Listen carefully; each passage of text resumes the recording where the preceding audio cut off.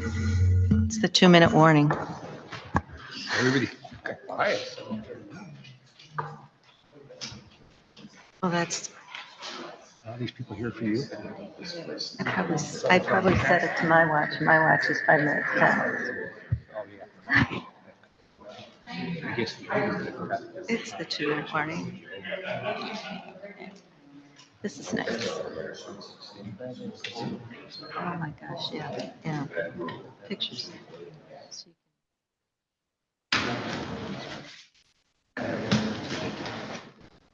so they know that that's food yet? Yep, we're almost there. Almost.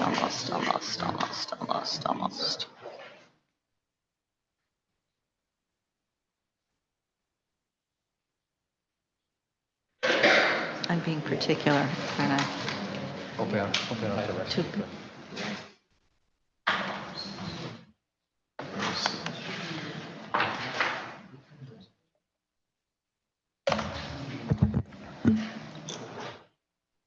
Hush falls over the crowd.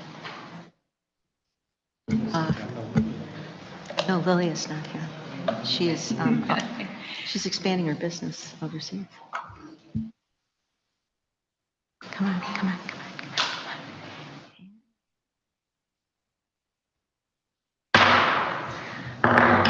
I'd like to call to order the meeting of the Riverwoods Board of Trustees, and if you'll please stand with me and say the pledge. I pledge allegiance to the flag of the United States of America and to the republic for which it stands, one nation, under God, indivisible, with liberty and justice for all. Thank you. Roll call, please. Trustee Clayton. Here. Trustee Dickin is absent tonight. Trustee Eastman. Here. Trustee Hollander. Here. Trustee Jamerson. Oh, The little green light won't come on, I'm sorry. Okay. Here. Trustee Smith. Here. President Ford. here. We have a quorum. Thank you. First order of business is the approval of minutes of the Board of Trustees meeting of August 15th, 2023. Do I have a motion for approval, please? So moved. Is there a second? Would you like to move? I'm going to move now. Oh, okay. Was there a second? I'm sorry. I didn't get it. Okay. Thank you. Any discussion, comments, or questions, please? Hearing none and seeing none, all in favor? Opposed? No abstentions. Next order of business is the Treasurer and Finance Report, the approval of bills. Do I have a motion for approval, please? So moved. Second. Pick one. Somebody's got to do it. Roll call, please. Oh, I'm sorry. Are there any questions or comments, please? Wait, I'm sorry. Are we? Questions or comments on the bills? Yes. Okay. Trustee Jamerson. A little discombobulated here. Two things. The Stranger bill. Last month, there were a lot of, most of the entries were listed against lot numbers or addresses, and this time they're not. I know that you were going to work with them on trying to figure out a way to make sure that we know what they're doing instead of having them just go out. Have you done anything with that? Yes, we currently have a draft contract that we are vetting through various staff members. We're going to start sending that out to staff members to confirm that everyone's good with the verbiage of the contract, obviously including council and other staff members. Once that's finalized, then we'll be sending that over to HT Stringer for execution. Oh, So we're okay. hoping by the end of the year, then starting the new year, we'd have the new contract and the protocol and set in place. Cool, thank you. And then the other one is the Klepfer Construction. I can give you the line number. Anyways, that was listed as being a water main repair, and it was a sewer main repair. So it's in the wrong fund. And I know that because it's in my neighborhood.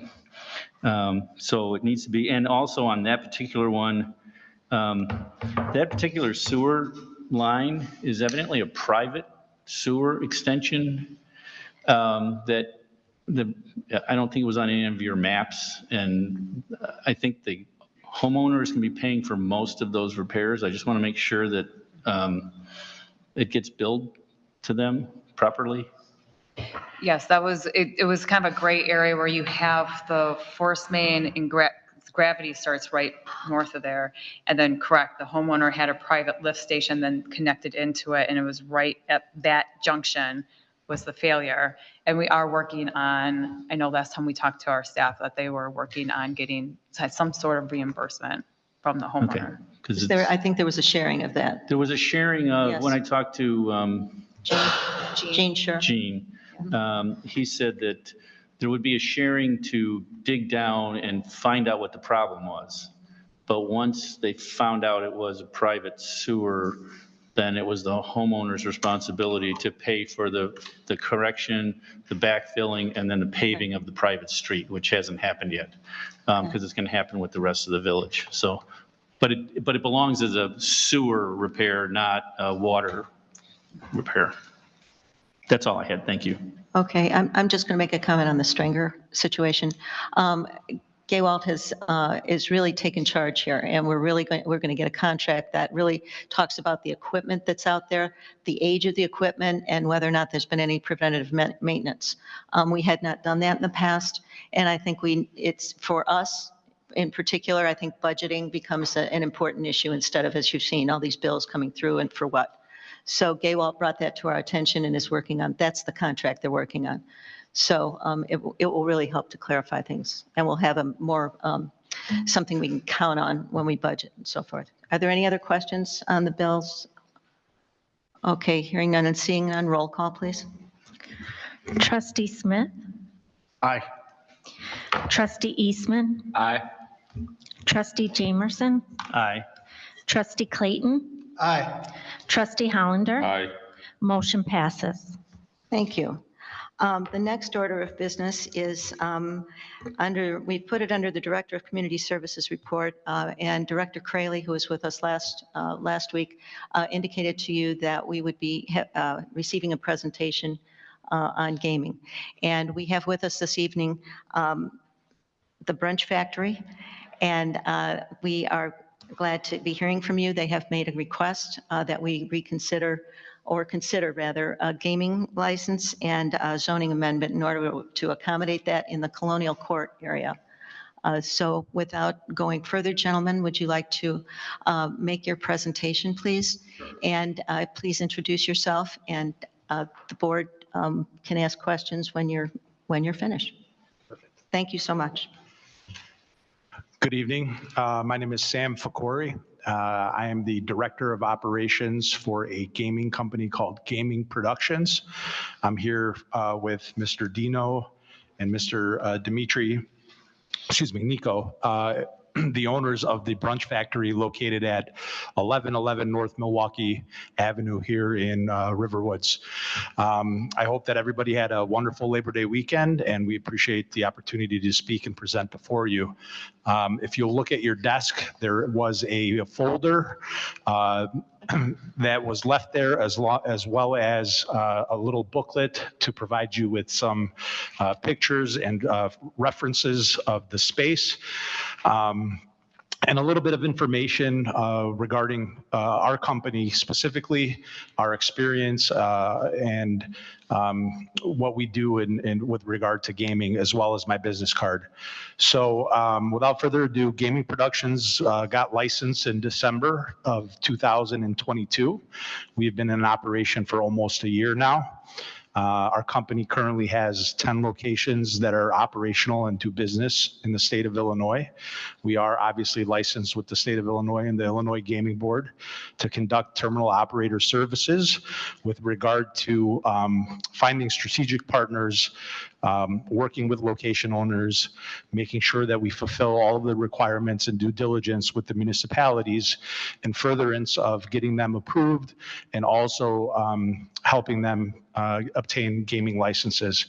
In addition to that, we provide per the state guidelines, up to 6 VGTs, which stand for video gaming terminals, as well as a M3T, which is a redemption terminal that really allows the operators to run a clean, safe, seamless business.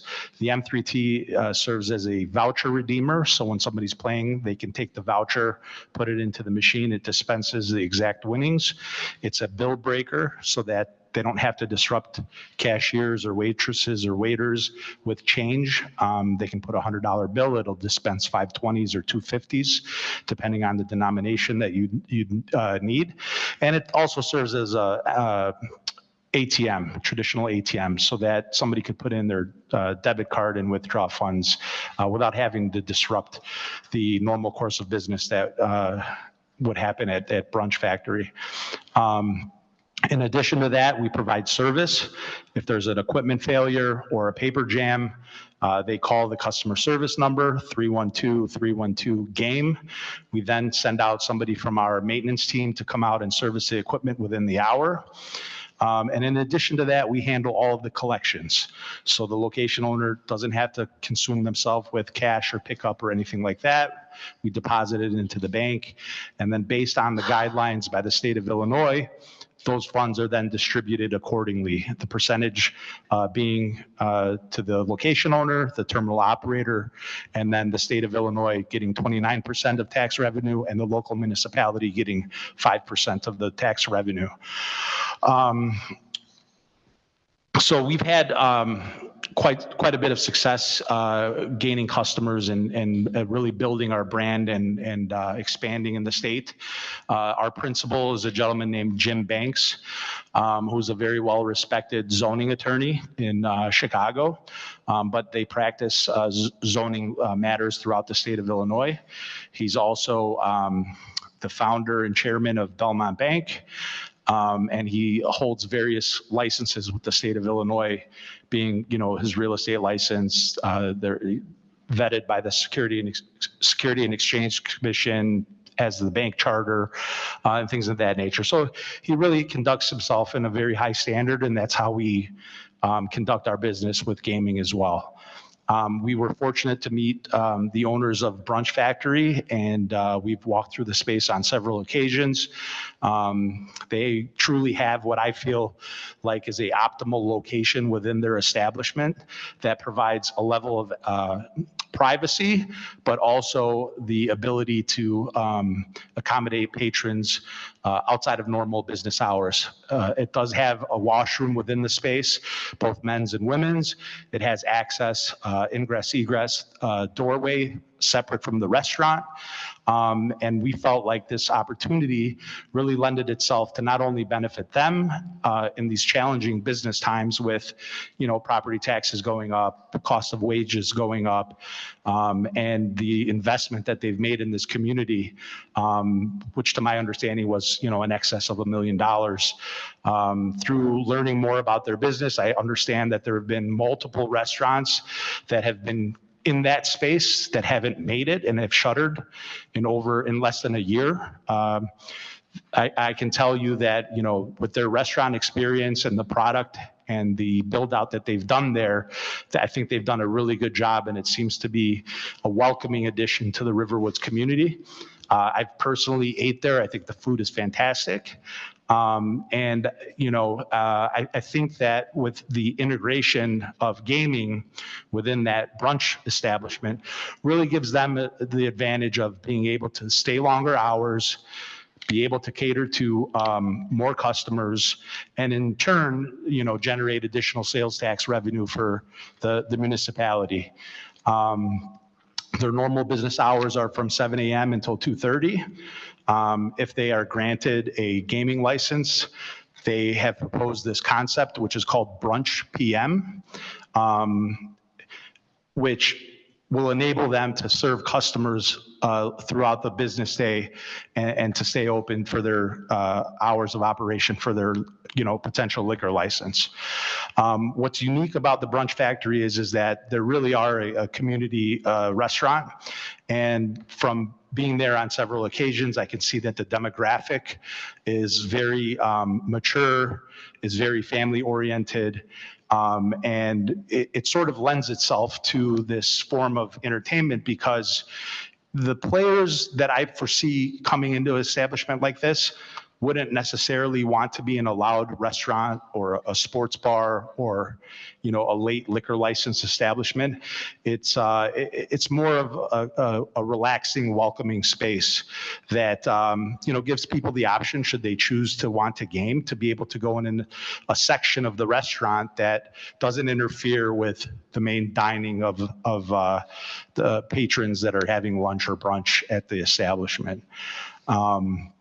There were some questions that came up about what are the benefits to the municipality. There are some statistics that we provided in the folder that really gives you an idea of comparable businesses, other brunch establishments like Blossoms in Norridge, and some of the other Omega restaurant off of Gulf Road and unincorporated Cook, to kind of give you an idea of what the municipality's share is of, you know, tax revenue. We also took a comp of revenues that were generated in neighboring towns so that you can get an idea from a demographic standpoint what can be expected. So we looked at towns like Prospect Heights, Wheeling, some of the other towns, neighboring towns that do allow for gaming. And we provided full fiscal year statistics from January 1st of 2022 through December of 2022. And then we did that same comparison from January of 2023 through the end of August. And what you'll find is that on average, you know, the municipality can expect to make around $20,000 to $25,000 annually for an establishment that does get licensed and provides video gaming. And that doesn't include other fees or applications or stickers that the municipality can also charge for these businesses to get licensed and to go through the process of getting licensed. So with that being said, you know, we're here respectfully to seek the approval and hopefully the consent of the board and the mayor to be able to implement this. Everybody that works for gaming productions, although we've been licensed for a short period of time, has 4+ years of gaming experience. So we're very well versed in the industry. We take very good pride in our work, and we definitely implement any precautionary measures that we need to take to make sure that the environment is safe and we aren't a burden on the community. And, you know, that involves camera systems, that involves monitoring, specific storage, cloud storage that needs to be met by the Illinois Gaming Board guidelines. And we make sure that we adhere to all of that stuff. So if the board has any further questions or would like me to address anything specific or in particular, I'd be happy to comment at that time. Trustee Hollander? A couple of questions. Unlike other gaming establishments that might start in the village, it's a free. This is attached to a public area. How well are you able to separate the area that you want to put the gaming in from the restaurant related to minors? So if you look at the brochure, the small packet, the spiral packet, you'll see some photos of the interior of the establishment. When you first come in through the entryway, immediately to your right is the hostess stand. The hostess stand receives guests, seats the parties, but they also have a direct visual into the area just to the left of the host stand, which is where this totally separate room resides. Not only does it function as a bar, but it also has additional seating in there. The owners plan to implement a small dinner menu for people that go into that area, but it also serves as multiple purposes, as well as not just a game room, but also an event space. So that area can easily be regulated to make sure that there's no minors that go into there. It can be stanchioned off, but it also does have double doors. Isn't there another exit or entrance on the other side of the room? Aren't there two entrances? So there is an And there's enter which is not under the, which is not across from the desk. So basically, when you enter, sorry. Yeah. So basically, when you enter the main doors, there is a single door to the left, which enters into the barroom gaming area. And then we have the double doors that enter into the main restaurant. Right. It's the second door that I'm referring to that is not under the observation necessarily of that. It's just something I want to bring out. There are two entrances to that room, not one. And we could, yes, so I apologize for that, but that is something that can be closed off and locked off so that there aren't guests coming in from the other side without the visual consent or supervision of the host or managers of the establishment. I have a couple of questions, not necessarily yet directed to you, but to our attorney. When we approved Baby Vegas, I assume that's still the name, yes? Did we approve one site for gambling at the time we approved that?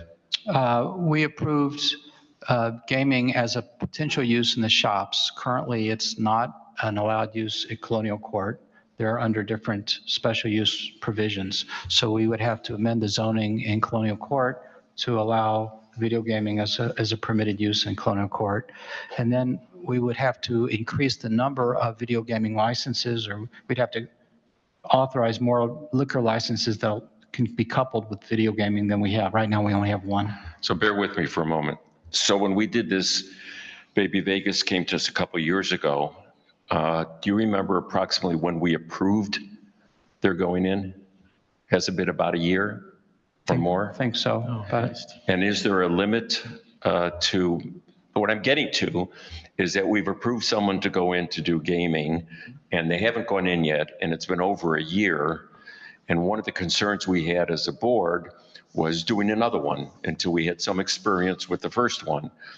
And I have some sympathy for holding a second area to come in because the first one yet hasn't arrived.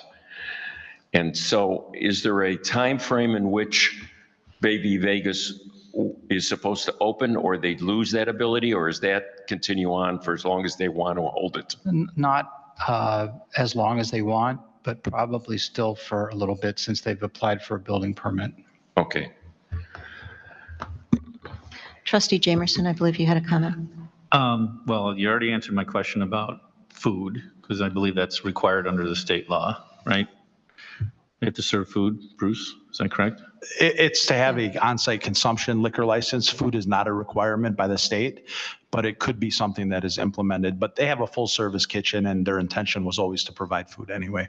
Okay, and then the only other thing is to Trustee Hollander's point, I'm not sure that that second set of doors can be blocked off. The fire department would probably have to answer that question. Locked unless they, because it looks like they open into the space. So technically, I don't think there can be considered an exit. So I don't know. But that would be the only concern. I understand your concern, Trustee Hollander, with somebody sneaking in that way. Well, it's a family restaurant with a lot of kids there. Right. And if I was a 12-year-old, the first thing I'd want to do as I was walking into or out of the restaurant is take a peek into the room. Yeah, see what's going on. And we've taken that. They are very responsible business owners. They own multiple restaurants. It's something that we would monitor and make sure that, we would prevent anybody from being underage in that establishment.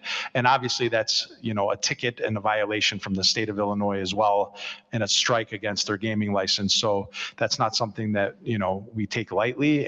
We definitely take it under advisement here today, and we'll make sure that all of those issues are addressed, because it is, as you said, a family establishment. Are there any other questions? Trustee Smith, please. Sure. I was just a little curious about you mentioned security. I just didn't understand quite how that worked. Is that somebody kind of video camera, or how does that, how does that element work? Yeah, so the Illinois Gaming Board requires that you have security cameras facing all of the slot machines as well as the M3T. So that camera equipment is actually provided by the terminal operator, and that monitors the games at all times, so that if there's ever footage or a need for pulling up footage, that stuff is readily available. It's also something that can be placed on a monitor in the host stand, so that it's another set of eyes for what's going on in the game room. And is the idea then that, if you were to see something going on that didn't seem appropriate, whatever those words are, would there then be a call to our Riverwoods Police Department, or how's that managed? So it's really up to the management to decide what the next course of action is.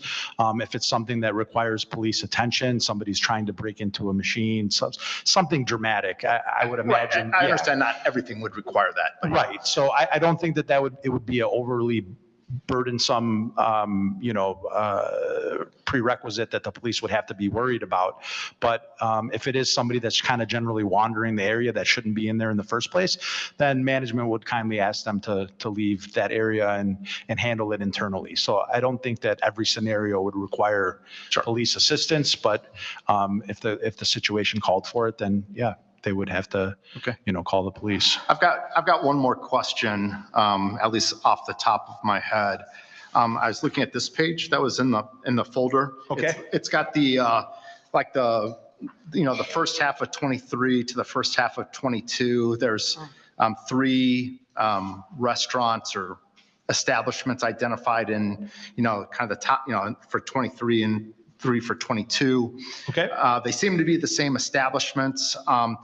I noticed that there was a dramatic decrease in the municipality revenue share, or the municipality piece of the action, so to speak. Right. I was wondering if there was an explanation for that. Is that kind of what you typically see, kind of better first years, then it falls off?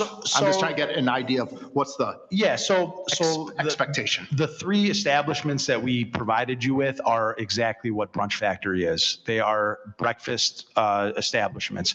We didn't want to provide information for a bar or a gaming cafe, because those numbers really don't speak to the type of business that this business owner has in your community.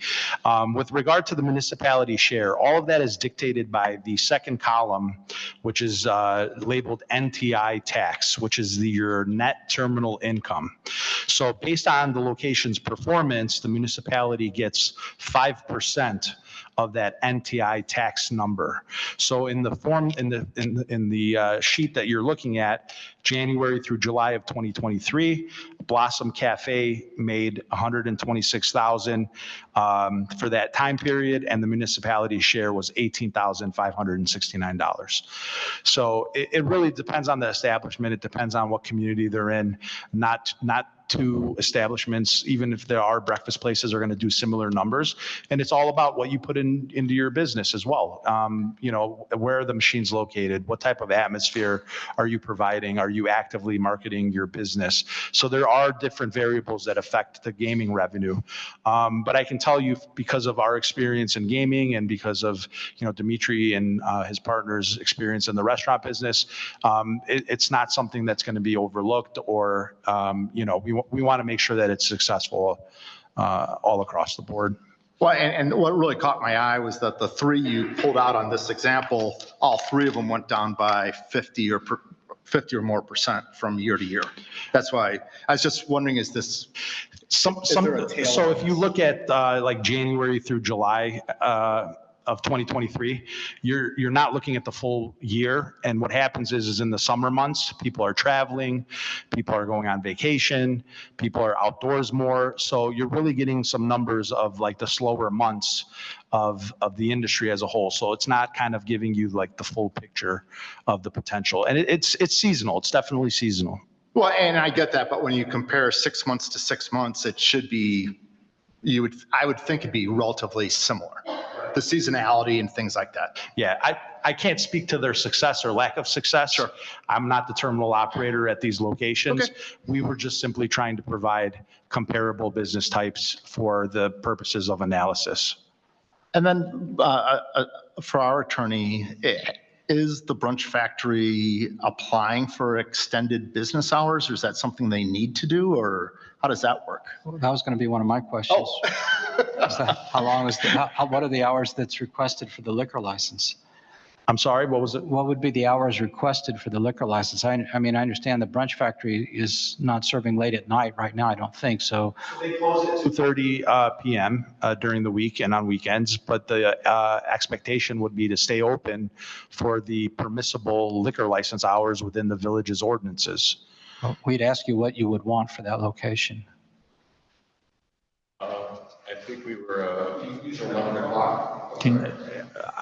My experience in other municipalities is it's midnight during the week and 1 AM on the weekends. I don't know if that's out of the. I mean, we tailored the hours to the other locations specifically to that area and the neighborhood that it was nearby and things like that. So since we don't have other locations, there really isn't a predetermined, hours. And that's why I'm curious what you would like if you were coming before the Plan Commission. So I would imagine that, anywhere from, 11 PM to midnight would probably be ideal for liquor license hours. Now, whether they stay open that entire time is something that they'll have to make a business decision on. But, for the purposes of having a liquor license, I think it would be somewhere between 11 PM and midnight. I think Trustee Jamerson had a point, and Trustee Hollander.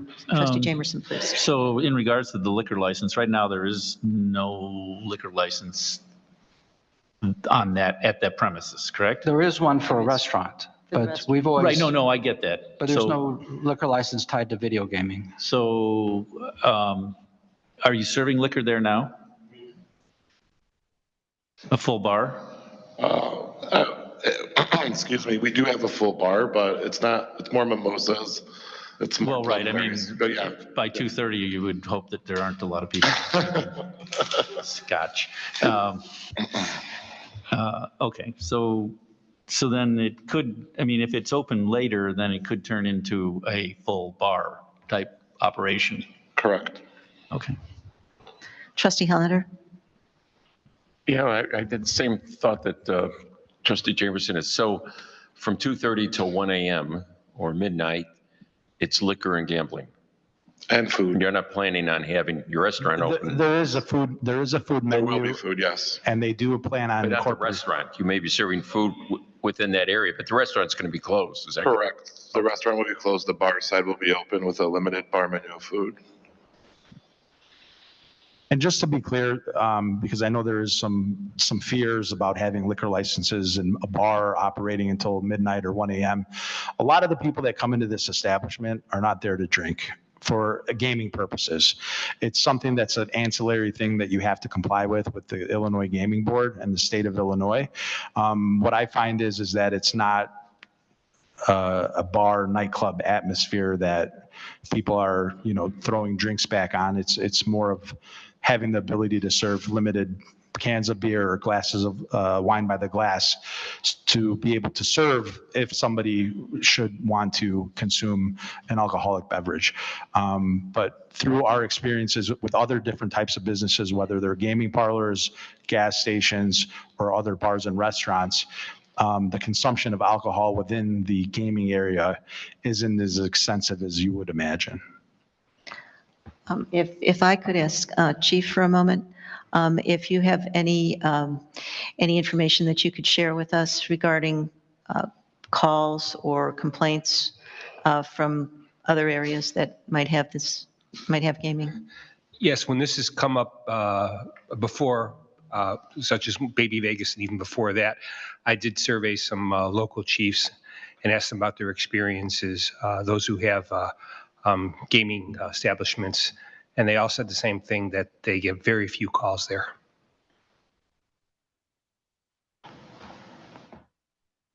Trustee Clayton. I just have a question about process.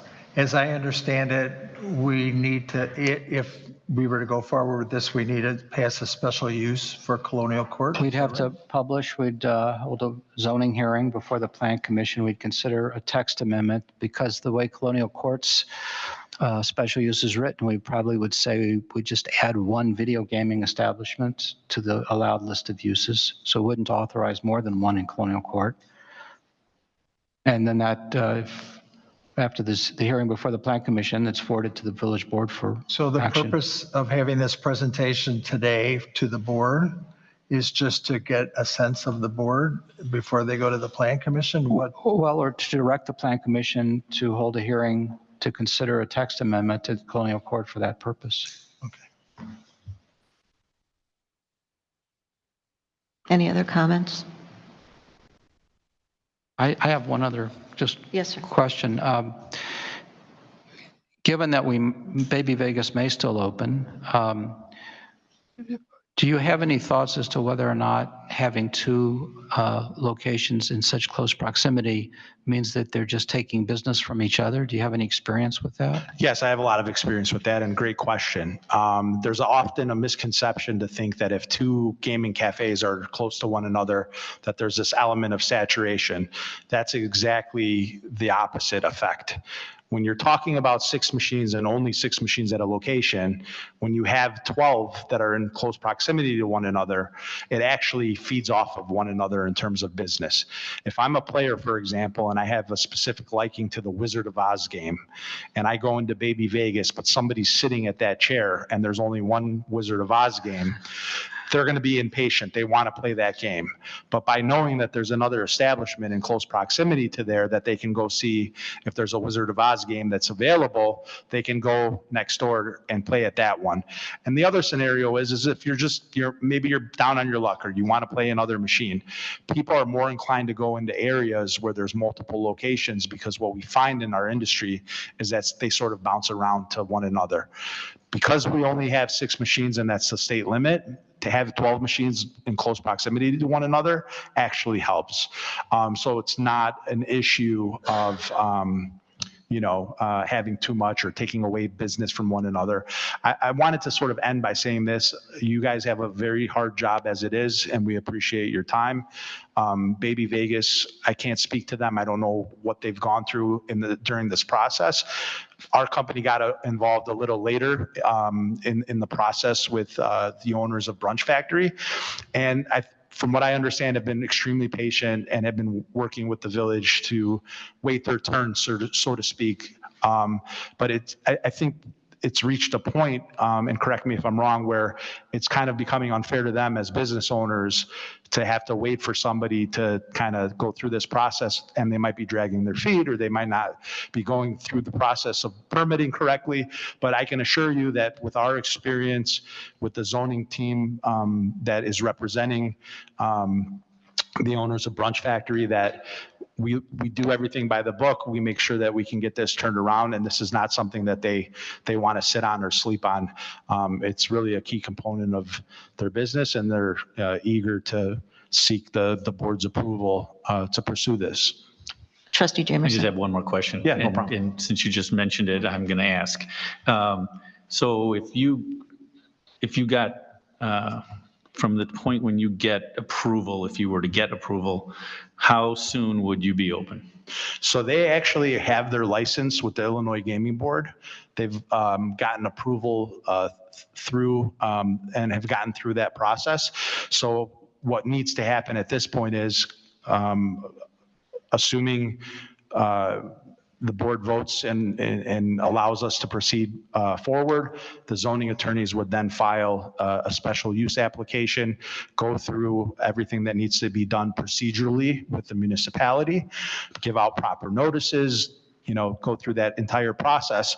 And then once they get the proper approvals from Riverwoods, the actual process of getting the machines installed will be very quick, because they've already been vetted, fingerprinted, and gotten their What does license. very quick mean? A month, a day, a week?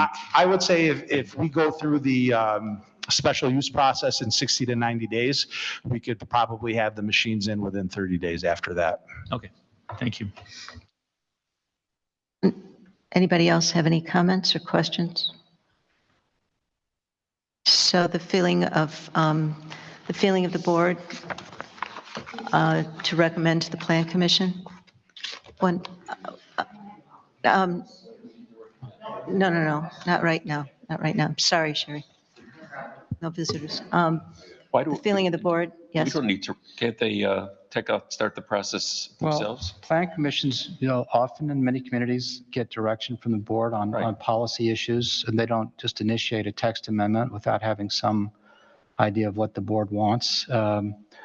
That's not they do planning, but they just don't initiate text amendments to change village policy, usually without some sense of what the board wants. That doesn't mean you're approving it yet, but otherwise they could initiate all kinds of amendments that you would wonder, why is this coming to us? So. Trustee Moore.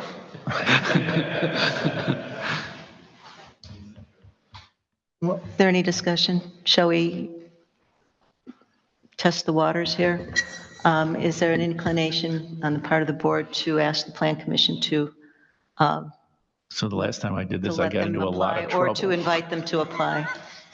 I personally think that we've waited long enough with regard to Baby Vegas, and that just from a due process point of view, at this point, given that the board has indicated that they have appetite for this in the past, that we ought to go through the process.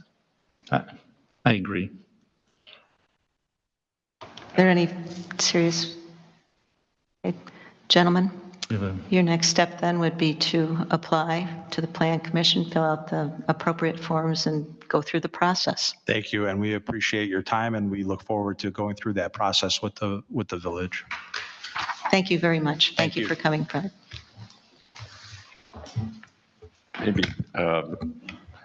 Maybe comment, I don't know how the rest of the board feels, but at this point, I would probably not encourage a third until we have some experience with 1 and 2. I don't know where else we would put it. We said that before with the 1, but. Yeah, don't, Yeah, but it's been a year and a half. yeah, I know. Yeah, But I think this is too much. it. Okay, thank you. Next item of business, consultants report, the attorney's report, please. Last Friday, Lake County Department of Planning, I think it's the Department of Planning, issued a report on the early assistance meeting that they had with representatives of Bridge Industrial. I just have a couple of short takeaways from having read the report. I know I forwarded it to members of the board on Friday. One is there's no indication that the county views the type of warehouse that might be on this site as so intense or beyond the scope of what was ever originally intended that it wouldn't be a permitted use. There's no discussion at all in the memo as to whether or not this would or would not be a permitted use in the limited industrial district. So my working assumption is that they view it as a type of use that's permitted in the LI district. However, there was a question always about the part of the property that's in the general office district. That's where the entrance road to Saunders is located. And in the memo, the county says that you can't have that access road go to industrial because the access road is in the general office district. So two options present themselves. One is to rezone that part of the property to limited industrial, which is a formal rezoning. The second option is one that I hadn't really considered in detail before I saw it in the memo. In the county, the applicant can apply for a conditional use for a planned unit development. And the memo calls out the possibility of applying for that even just for the part of the property which is currently zoned general office. And in the county unified development ordinance, the county board has the ability to authorize uses in a PUD that don't otherwise appear in the zoning. So therefore, it would appear that the applicant is being told that if they apply for a PUD for that part that's zoned general office, they would not have to apply for rezoning. If that's the case, then a different set of questions arises to whether the requirement for a 3/4 vote by the county board would ever arise, because that may not apply to simply approval of a conditional use. So those were sort of the main technical aspects of the memo. I think if you didn't notice, the size of the improvements that was proposed or presented to the county had been reduced by almost 300,000 square feet. I'm disregarding the building that had once been proposed for the Park District. I'm just taking that out of the equation. But of the two original buildings, if you looked at the two buildings and then looked at the two buildings that were part of the proposal to the county, it looks like they went down about 26% by my math in size. So there were reviews by all of the various county agencies, divisions, they called them, Public Works, the Division of Transportation, even the Health Department had a review of sanitary facilities. I didn't see anything in there that indicated that review of air quality or health effects would be included.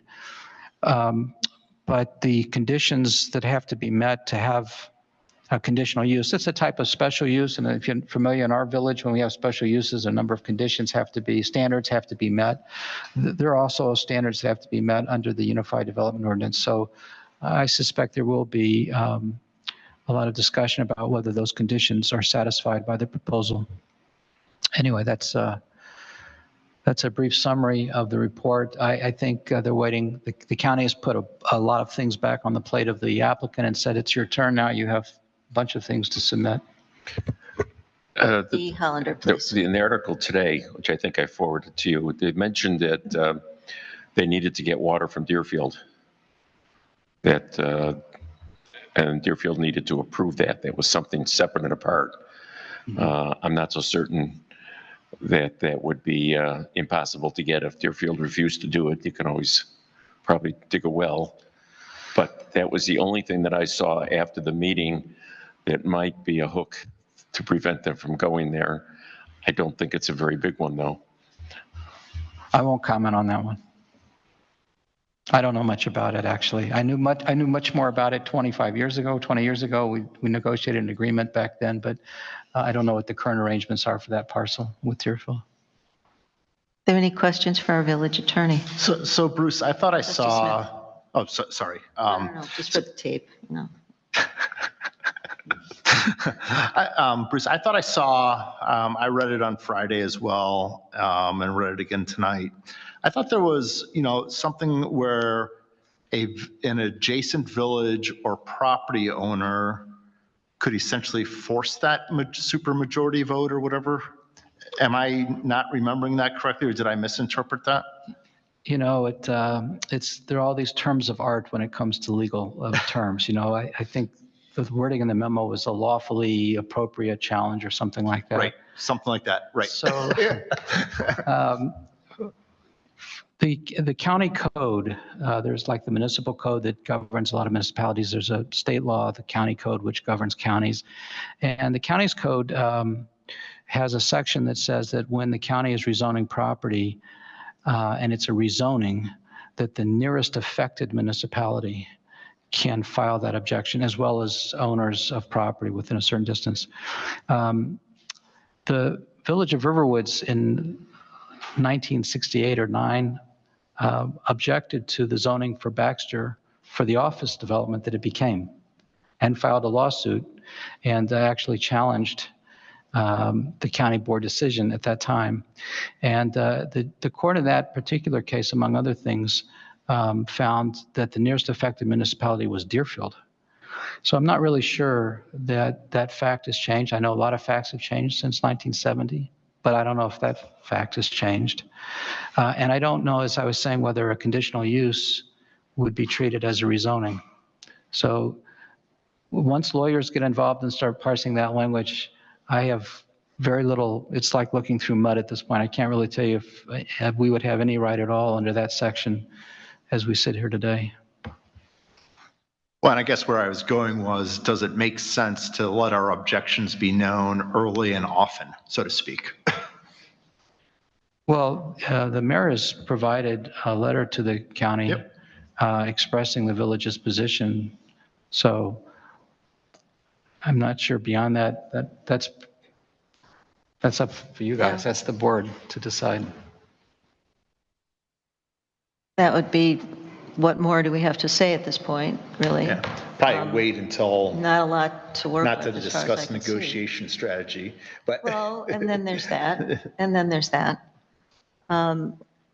What I did do, which might be helpful in a peripheral sort of way, is I had occasion to meet with one of the board members, Paul Frank, and I passed along to him the RPCs in our own backyard, and it made an impression. He told me at the beginning of the conversation he could not discuss Bridge, Baxter, any of those kinds of things on advice of council. I was there to meet with him about the South Lake Mosquito Abatement District. So, but I did present him that book, and we often take that for granted, you know, the impact of something like that. And he was most impressed by it. And I thought, well, that's interesting. So we may well send a copy of that book to each board member. Just sort of my message to Mr. Frank at that point was that we may not agree on a lot of things here, but the one thing we do agree on and are very strong about is our environment and our woodlands. So that could have an impact someplace down the line if one starts considering the health implications of expanding truck traffic and so forth, which was part of our objection. So that's something that we could do. If there's other things that you think might be helpful, we can certainly discuss that, but it seems to be a little early in the process. And do we have standing? Do we have the ability to object with force? Or will our residents have a better position to do that? And then how do we, you know, we have in the past helped that effort financially. And that seems to have had an impact. Any Trustee Hollander? Bruce, do you think that our ability to influence actions with the county is significantly different than it was when it was with Deerfield? Is an approach that we take different? I probably shouldn't answer that question. Okay. Because it could go to some types of strategy. I think fundamentally, we're a different governmental unit than Deerfield and the county. Each of them have their own processes, their own prerogatives. And so I don't see a big difference in that respect in terms of opposing or not agreeing with the decision of another governmental entity. We may disagree, but you know, how we can go about it, I don't think it's a big difference between the county or another municipality to the extent we have any options at all. Thank you. Trustee Jamerson, please. Along with Trustee Hollander's comments, I can't believe it would not help if the residents of both Deerfield and Riverwoods did the same thing they did to Deerfield and go to their planning meeting and or to their council meetings and show their opposition.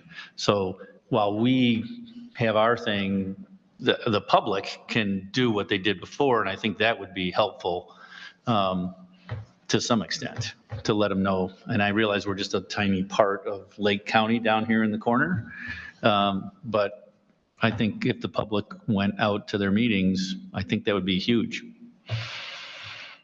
So. Trustee Eastman, please. Yeah, this is a question for Bruce. So thinking about playing off the, you know, timing of if they file for approval and how long it would take, I'm assuming that a full-blown rezoning would take significantly longer than if they applied for a PUD, correct? I don't think so. I think it's a very similar process, actually, because there's a notice, there's a schedule for a hearing, there's lots of submittals, there's, you know, the public speaks at a hearing, and then at the end of the day, there are criteria for whether to grant a rezoning, there are criteria for whether to grant a conditional use, and there's probably a great deal of overlap in terms of public health, safety, and welfare, and those sorts of things. And from your knowledge of the county's process, how long from when they would apply do you think that process might take? I mean, obviously just ballpark, because it could depend on how things evolve. I have to confess, I don't know the county's timeline process that well, because I haven't paid that much attention to when they have a fairly complex land use decision in front of them. But just looking at the technical submissions, I would think it's going to take a while just for the applicant to pull together all the material and for the county to get through all the reviews that they've indicated they would go through. And then that plays into, I mean, not to discuss strategy, but that does play into how much time that residents would have to weigh in with the county, right? When and where. Yeah. Thanks. That's all I have. Are there any other questions for our attorney at this point. Okay, moving on. Village engineers report, please. Good evening. I'll keep it nice and brief. Really all I need to check up on is the road program. We've been in contact with the contractor. Each side, I think we're all ready to go with quantity and what needs to be done. We're just waiting for the contractor to show up. So they're supposed to be here this week. Knowing them, they'll be here next week, but it's basically a 2-week project and in and out. So you'll see Chicagoland paving throughout various streets here in the village to do patchwork on the roads that have been previously approved. That's all I have. Trustee Clayton. I noticed you sent an email, I think, the last communication to Mike about the play area. Do you have any feedback? They said they were reaching out to the manufacturer to get a confirmation date when that's supposed to get shipped. And then they were kind of going to build backwards on that. I sent that Friday and it's Tuesday, so I'm hoping this week that they reply back. If not, I will dutifully send a very nice poke email back to them where it's at. I'm trying to stay on top of it, and I know their hands are tied too, but I'm trying to at least keep the information flowing so we know to make the best decision. Closing in on year end here. Yeah. The trees are down. Are there any questions for our village engineer at this point? Okay. Village ecologist isn't here. Plan Commission report, Chairman Brightcoff. Good evening. I will also be very, very brief. We are meeting on Thursday night, September the 7th, and we will further discuss possible land uses for the Walters Kluwer site. And that's all I have. Are there any questions for our Plan Commissioner? Lori, at some point, are you going to include the Federal Life? That was part of the request. You may not be doing it now, but I thought we were going to do both at some point in time. Is that correct? Yes. Okay. Are there any other questions for our chairman? Okay. Our chair of our zoning board of appeals. Okay. 4 words, Sarah. Nothing to report. And a round of applause for our zoning board of appeals. Thank you. Are there any questions for our chairman? Okay, moving on. Police report, chief, please. I too will keep it brief. I just have the activity that is in the board packet since the last meeting. Any questions for our chief? And we have our other chief. Chief Kruger's with us this evening. Ever hear me? So Chief Dano, is it okay if I call you out? He contacted me, and one of the trustees had some inquiry about increased EMS or police response to our EMS or total calls or EMS calls. So I just did some rudimentary data, and just looking at 2000, I did from January to August 31st. And so far this year in 2023, total calls in Riverwoods is 475. So when you break it down, you look at about an increase of 35 ambulance calls. And there's 2 types of ambulance calls. There's advanced life support. That's when we start IVs, put the cardiac monitor on.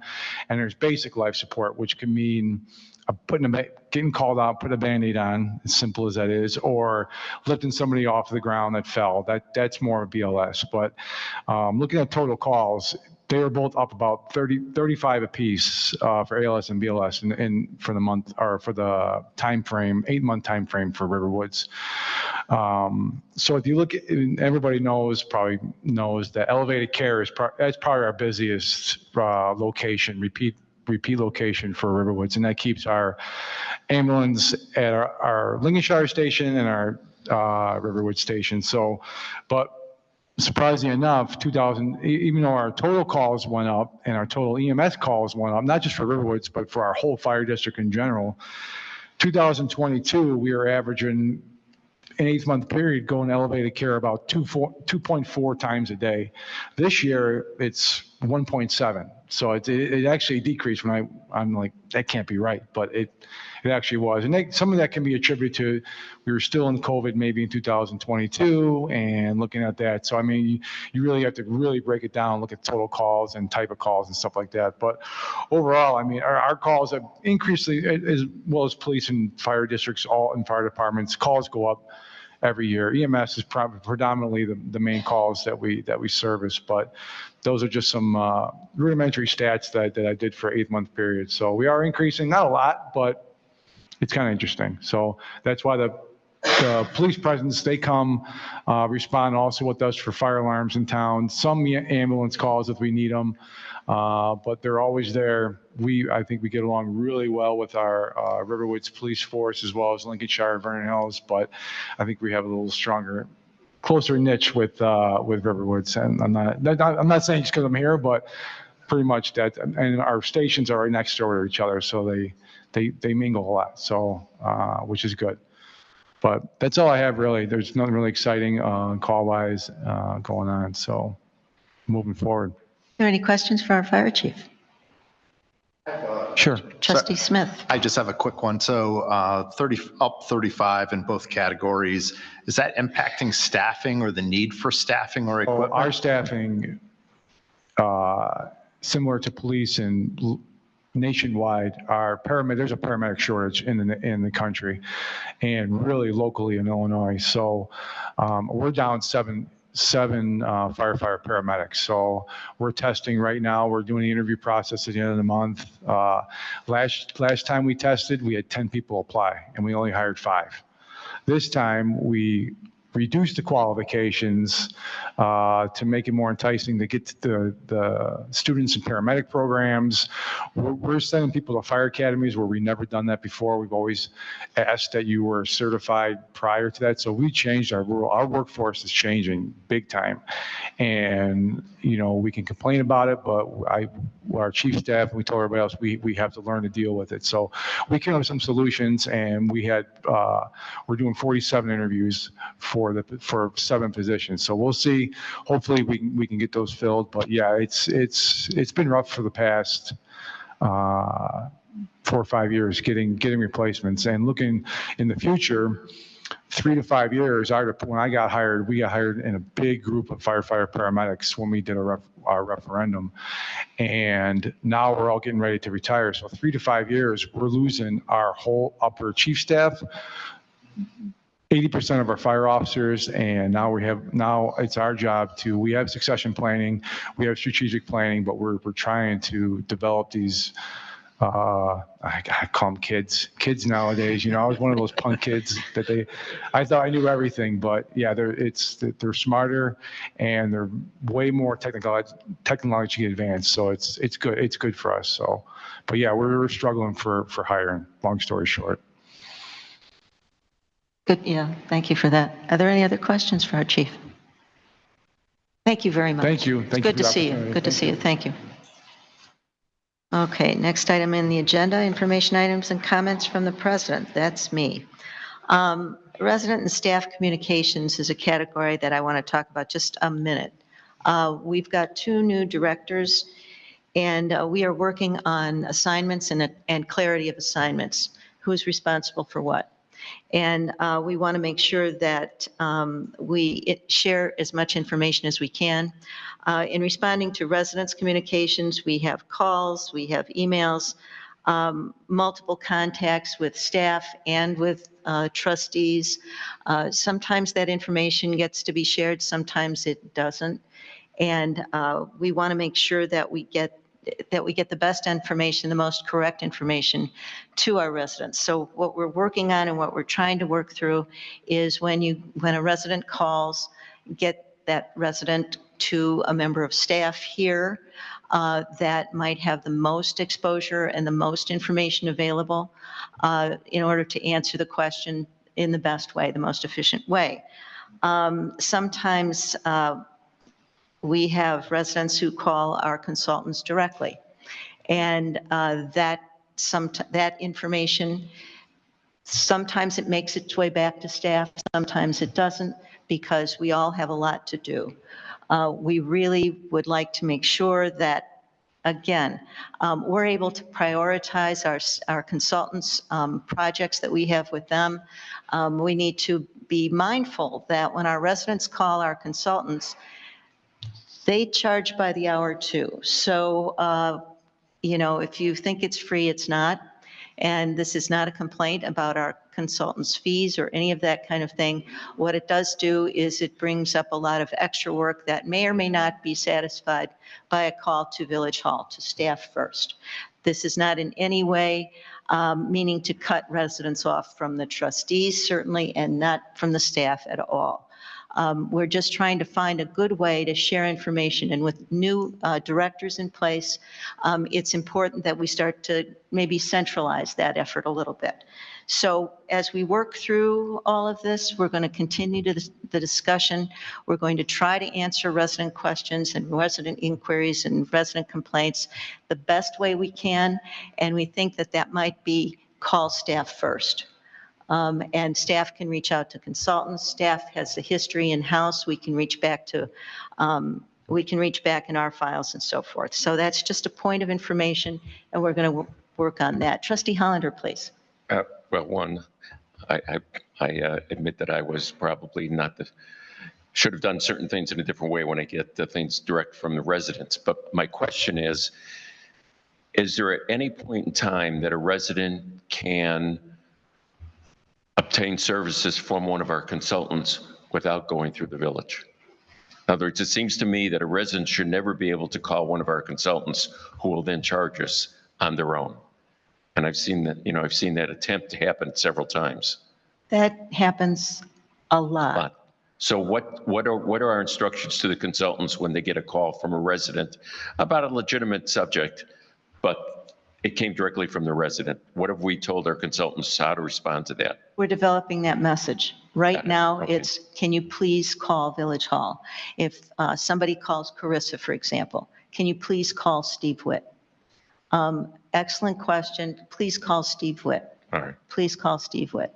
The way we, again, it's how we operated in the past and trying to move to maybe a new paradigm here in order to share information and make sure that, everybody's looking at the same thing. We had a situation, well, we used to run Village Hall a little differently, and our consultants were like our staff. And that's the way things went. And it was important to us to operate that way. We did a good job. Our consultants absolutely did a good job. But it might be time for us to start working on a new paradigm for communication and so forth. Call staff first. And again, it's not meant to cut off anything between trustees and residents, board and residents, none of that. It's meant to try to make things more efficient, improve the way we respond, effectively, consistently, and correctly. So that's the issue, and that's what we're working on. That's what we hope to achieve. That's all I wanted to say about this at this point. But again, please know that we're developing new staff. We've upped our game a lot with our new hire with Steve at Director of Community Services. We've got Anthony Vasquez coming on as Director of Finance. We've got, a new person, Moses Diaz, who is our finance analyst, and Vivian certainly, and her name will come up in a minute, has certainly been holding down the building department. So let's work with those people who are tasked with those jobs. So enough said. The next item on the agenda is approval of a deputy village clerk. We need to have a village clerk, whom we do, and we need to have a deputy village clerk. And we have had that in the past, and that has been a part of some job descriptions, but I do believe it calls just for the confirmation by the board of my suggestion or my request that Vivian Hofeld be our deputy village clerk. So I believe, council, that takes a motion. I'll make a motion along those lines, that Vivian be the deputy clerk. Okay. Second. Okay, is there any discussion on that? I think it's a voice vote. All in favor, please? Chris, can I just Yes, ask one sure. quick question? Trustee Smith, please. What does this do to personnel budgets and things like that? I mean, is this all accounted for, or is this new spend? It's all accounted for. We've always, the deputy village clerk position has always been assigned. At one point, it was the director of community services. At one point, our village clerk was the deputy village clerk. And it's, you know, A twofer. it's just, you know, putting a bow around it, okay? Yeah, no, I just- was just trying to figure out what's the impact. I mean, I None. get why we want it. I was None. just trying to figure out the impact. Okay, None. got it. Okay. All in favor, if there's no other question, I'm sorry. Okay, all in favor, say aye. Aye. Okay, all opposed, same sign. Okay, thank you. A reminder, if you have not RSVP'd for the Orphans of the Storm Dinner on October 13th, please do so. And last, we will have, as we did this evening, a meet and greet with Tony Vasquez, and we'll have that immediately prior to the October 3rd board meeting. So I'll send out another reminder for that. Just a nice opportunity to meet our new director, just have some informal discussion and so forth. So I'll be sending a message out to the board on that one. And with that, I'd like to ask for a change in the agenda so that we have, we move visitors wishing to address the board before our new business. If that meets with, because I believe that there aren't that many of you, and I have a feeling people want to talk about what's on the agenda. So I think with that, we'll just have, and Dimitri, you know, love it if you stick around, but if you really need to go, that's just fine. Okay, so having that, are there any visitors wishing to address the board? Please step forward. We'll need you to use the microphone and sign in, please. Are you asking for a 3-minute limitation? I'm sorry, say again? Are you asking for a 3-minute limit? Oh, yes, and I'm going to reminder that we do implement and keep to 3 minutes on a topic. So. All right. Thank you. My name's George Gill. I live at 1500 Brayburn Court. I've been a Riverwoods resident for 28 years. Mayor, you mentioned a few minutes ago that Riverwoods takes the woodland ecology and the environment very seriously. And that's why I'm here. About a month ago, I attended the Planning Commission meeting, and I raised concerns that some standards weren't being followed and some potential ethical issues.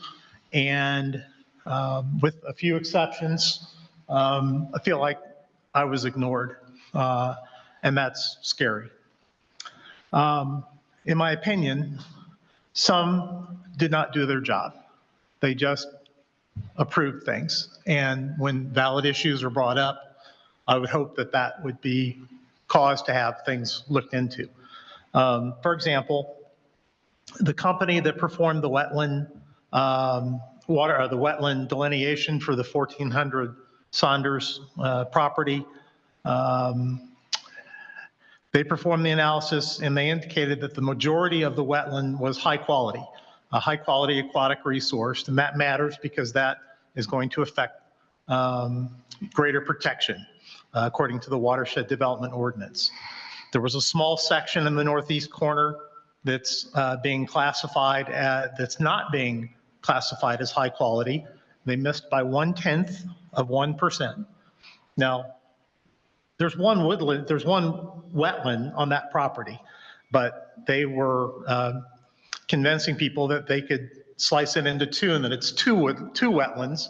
And when they do that, the standards change. So the big part of the wetland is a high quality wetland. The small part, they're saying, well, that's not high quality. It's 1/10% off. And also by slicing it off into a separate wetland, different standards apply because it would be considered small. Their testing was done in November, not during the prescribed window. So it needed to be refreshed in the season. My concern is that it was not refreshed. The refresh was simply they went out and looked at it and said, yep, that looks like the line right there.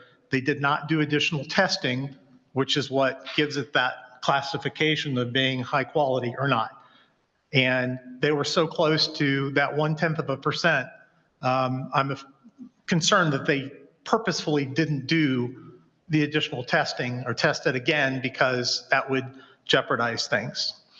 The company that performed the analysis on their website boasts, and I quote, "Some Chicago region counties have adopted local ordinances to regulate wetlands and natural areas. These ordinances are usually more stringent towards development than federal or state regulations. We have proven success getting the most complex projects approved." So they're boasting to the fact that they can get things done. And I'm just questioning, are some of the things I'm mentioning things that they've done to get things approved? In addition to issues with the testing, I voiced concerns about how the project violates buffer requirements that are in the watershed development ordinance. That's 3 minutes, Mr. Gill. Okay. May I ask for an exception, please? Are there others wishing to speak? Okay, 3 minutes. We'll keep to that. All right, thank you. So I say we'll keep to the 3 minutes. Oh, so I can't. That's the 3 minutes. Yes, you've used your 3 minutes. Thank you. Okay. Boy, that's a tell. Mayor? Thank you. Mayor, Sir, you wish to speak? can I? Should I wait? I'm the owner of the property. Should I speak first? I would wait to bring it up at the time that the subdivision plat is under consideration. Okay. Trustee Hollander, you had a comment? Yeah, I was at that plan commission meeting. I have just a couple of questions on how we approach this. We contract out to a specific company who's licensed to make this determination, correct? Correct. And there are other companies that also do the same type of work. Is that correct? So the enforcement officer under the code is our village engineer. The village engineer has contracted with Christopher Burke Engineering for many years because Jed Anderson there is a certified wetland specialist. So he's been the village's wetland specialist on every project in which we've had wetland issues for, I don't know, probably 25 years. So there's no, I mean, there may be other companies, but he's one we've an used for many acknowledged years. Yeah. expert in the field and someone that our village has worked for years. So maybe to explain from where I'm coming, I was at that meeting and I understood a much longer list of concerns and the responses. And I was just wondering whether or not there is a way to, if the owner wants to get a second to pay for a second licensed individual to give it a second opinion at their expense, whether that is something because there was a concern related to how it was done, whether that's something that the village would want to support or we don't want to really get into. So this comes really up in this discussion of the requirements for approval of a subdivision plat. This is just the comments from the public. So I would suggest we get through visitors wishing to address the board, and then I can address those issues when we deal with the subdivision plat. Is there anyone else wishing to address the board this evening? Okay. My name is Todd Olminger. I live on the north side. Okay. Okay, my name is Todd Olminger. I live on the north side of this 1400. I've asked a couple times for feedback for 2 questions, and I haven't gotten satisfactory answers, and I find that fascinating. You all saw the email, okay? So when you mitigate a wetland, and Andrew, why would our ecologist mitigate to the extreme? Why would he do that? I asked him. Actually, he called me. The guy that you're paying called me. He left a voicemail, I called him back. I said, why did you do that, Jed? I'm not going to give you his answer because it wasn't satisfactory. So what's going on? When you mitigate a wetland by its extreme, you need to have the average hit 100 feet, okay? They mitigated it to the extreme of 50 feet, and they don't show anywhere where they're picking up 150 feet. It's math. It's math.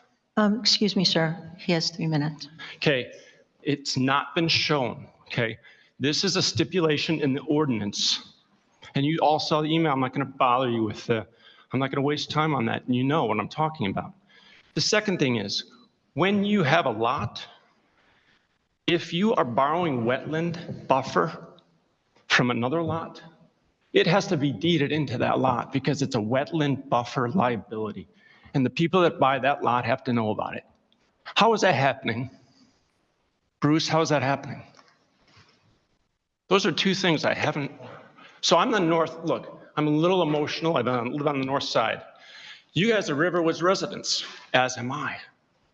Okay, you guys know if some gut buddy wants to develop a house next year, right by you, there's no room. This is lot 1. There is no room to build a house there. Well, then I found out that they mitigated it by the extreme, Andrew, by the extreme. And I asked him why. No satisfactory answer. You cannot build a house on lot 1. Look at it. There's no room. It's going to be a tiny home. Even at the 50% or the 100% mitigation, down to 50 feet, it'll be a tiny home wedged in there with no neighborhood congruency. This is a high-quality aquatic resource. Why would our ecologist, for 25 years, have we not asked him this question? Is it his experience? That's the only reason? Why would he mitigate it by 50%? Are both his feet in the court of the developer and there's not a single foot in our court? My 3 minutes is up. Okay, thank you. Is there anyone else wishing to address the board? Okay, moving on to new business. First item in new business is the approval of a plat of subdivision for 1400 Saunders. And Bruce, would you like to lead us through that, please? I would like to at least start. A couple of questions have come up, and Trustee Hollander, maybe I'll go back to your question about process. The village has had probably 5 or 6 properties that have had wetlands on them where we've had subdivisions. There's one actually just to the north of this subject property, Region Estates. It's a 4-lot subdivision.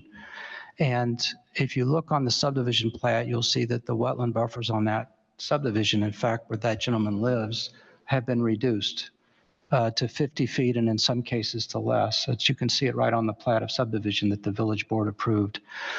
The way in which the village has gone about this, in my experience, has been fairly consistent over all the plats that we've worked at. That plat probably dates back to 2002. So it's been quite a while that the village has had a certified wetland specialist and has relied on them for these kinds of determinations. Carissa can probably speak better than I can to Jed Anderson was at the Plan Commission meeting, for those of you who weren't there, and answered a number of these matters. But generally speaking, with the subdivision plat, the board's position is reviewing conformance with our codes. And it's not a policy decision. It's not a balancing of interest of the public and public safety, health, and welfare. It's more of a ministerial task, in fact, according to the courts. If the requirements of our village ordinances are met, and in this case, for example, by having lots that satisfy the zoning district, then the municipality's duty is to approve the plat. It's not a question of saying we'd prefer not to have a plat. This is a case where we just don't want to have a plat, or we don't think it serves the public interest. That's not part of the standard that's before the board. It's really, does it comply with the subdivision control ordinance of the village? And when you look in the subdivision control ordinance, it has a number of other requirements as well. So in this case, you have a package before you in which you have the village engineer, the village ecologist, the village certified wetland specialist, giving you their review and their judgment that the conditions of the subdivision ordinance have been satisfied. So that's normal position that you're in. If you have reason to doubt whether those things have been satisfied, you have every right to ask the consultants questions, to challenge their views. I'm not familiar with any circumstances in which we've gotten a second opinion behind one of our consultants and their determinations. But that's a board discussion item, I suppose. Trustee Hollander? I have no way myself to determine who's right or wrong. I mean, it's way beyond my capability. But I do understand the arguments made concerning the decision that was made by the wetlands specialist. And unless there's an urgency in this, I wonder if the board would want to consider if the person who's concerned that the report was not done accurately is willing to pay for a second opinion, that it may inform the board as to whether or not this makes sense. I am also arguing against my own consideration because I don't think we want to get into a position of always having second opinions about our consultants, because once we do that, if they disagree, we're sort of stuck. I would not advise the board to do that on due process considerations. Okay. I think the opportunity for the village to have decided whether or not to rely on its consultants, has passed. That's my view, that we don't really have the opportunity to ask for second consultants when we're in the middle of a subdivision review process. But are you saying that should have been done at the plan commission level? well, if our village engineer felt that the determination was inappropriate, that's the enforcement officer. So ultimately, when you make a decision about whether we're complying with the watershed development ordinance, that's not a village board determination. Got it. So engineer, is this, do you have any thoughts on this? I mean, I don't know the answer. I'm trying to be sensitive to someone who disagrees with the basic recommendation or approval that was made, so. And Carissa, I would ask you to make sure you speak into the microphone as well. Thank you. So what it comes down to, all these certifications are ruled by the county. County SMC is the one that has a jurisdictional view on the wetland specialist, the EO. Everyone does their testing to get their certification in the eyes of the county. So realistically, the only other avenue to potentially go into is having the county involved to review it, but that's the reason why you submit, it's called a PJD, which is a predetermined jurisdictional determination, a preliminary jurisdictional determination.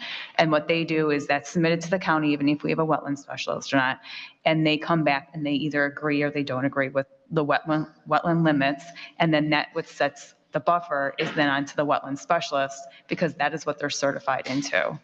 So therefore, realistically, you can go, I know everyone always says, oh, you go to the county, but that's the reason why we're a certified community. So we don't have to go and wait for the county to make a determination on it. Realistically, my experience with people trying to go against, or they go to the county, most of the time they go with the certified specialist, because that's what the reason and the purpose of why they're in that role. So realistically, bringing in someone else and getting the county involved, the county's already been involved, I don't know if there'd be a different outcome. So I'm sorry, it's not black and white. Anything with the county isn't black and white, or with a determination when it comes to subjective. But realistically, the only other step would be county, because the wetland is considered within the isolation of the county wetlands. And so therefore, the only top jurisdictional branch would be Lake County SMC. Who initiates the request of the county?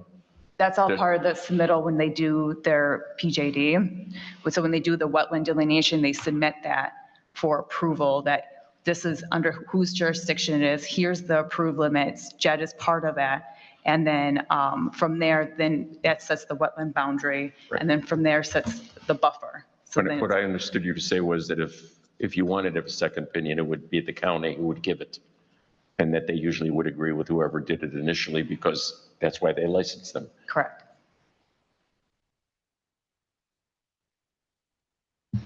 And just so we're clear, the developer of this land did not hire the wetland specialist. That is our wetland specialist. I understand that. Yeah. Oh, Trustee Jamerson, please. I have a couple questions, and first I have to ask Bruce.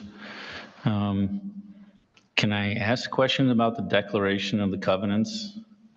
Sure. Okay, because I have several. But first, I'm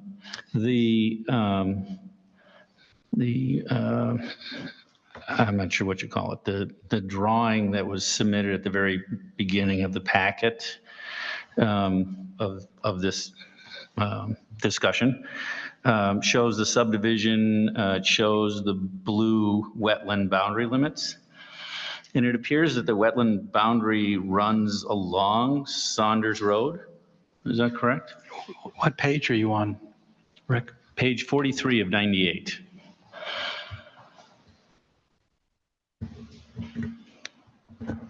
Let me know when you're with me. So you're looking at the first page of the plat itself. Yes, sir. Okay.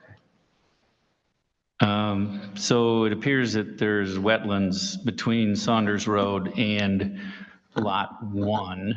I think what Jed said was that the ditch areas are excluded from wetland considerations. That was my first question. Thank you.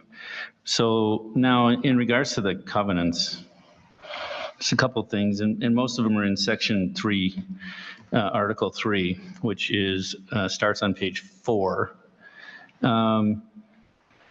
The impervious surface restrictions that are listed there basically says, all homes shall be constructed within the building envelope for each lot as designated on subdivision plat. So this is in the R2 district, and I couldn't find anywhere in our code that we have a maximum floor area ratio. Is that correct? This is on the plat itself. We don't in the zoning. Okay. But on the plat itself, there was a impervious Because on the surface. plat itself, it shows that the entire area of all 3 lots, of each lot, is the building envelope, less the setbacks. You can see it on that very first.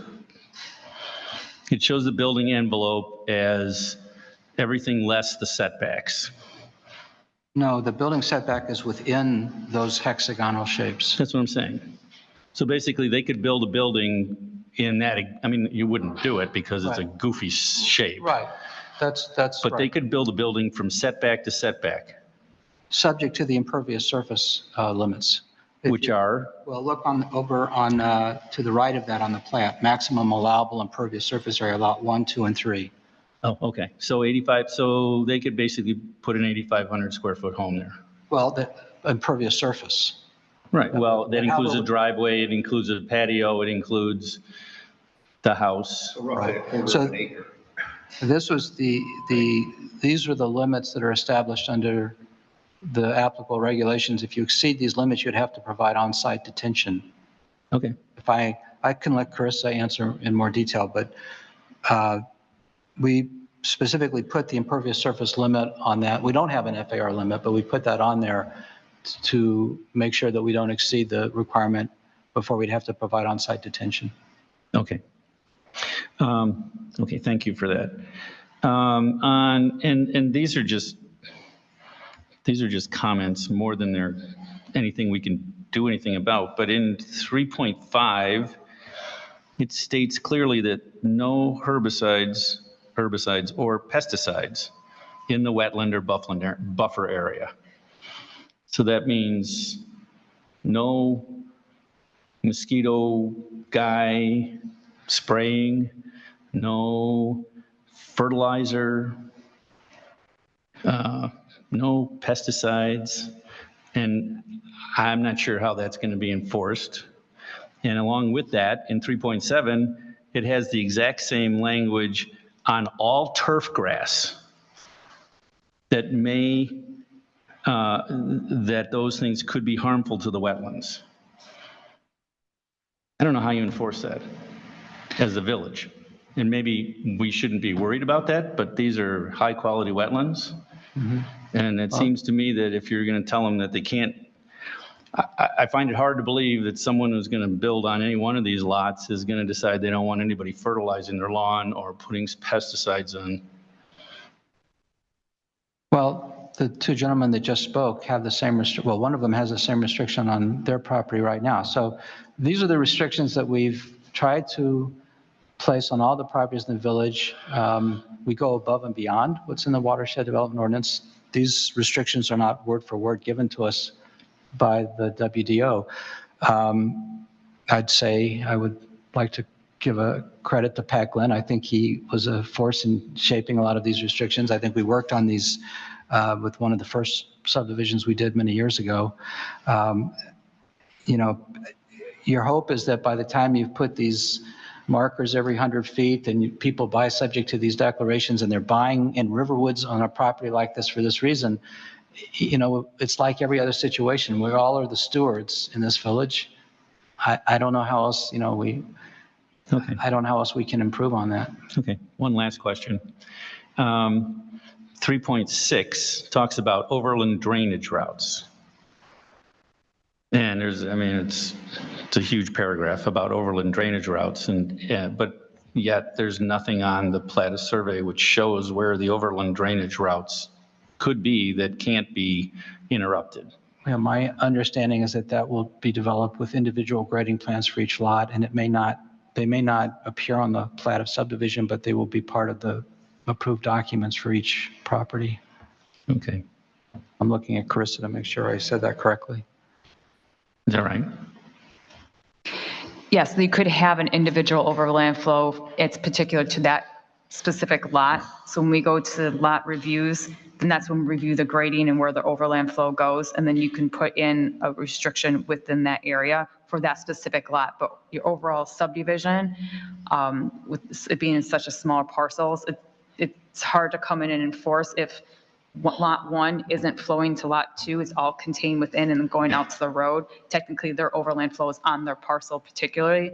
It's not going to a next one. So therefore, you don't necessarily need that on the overall subdivision plat because it's an individual lot necessity.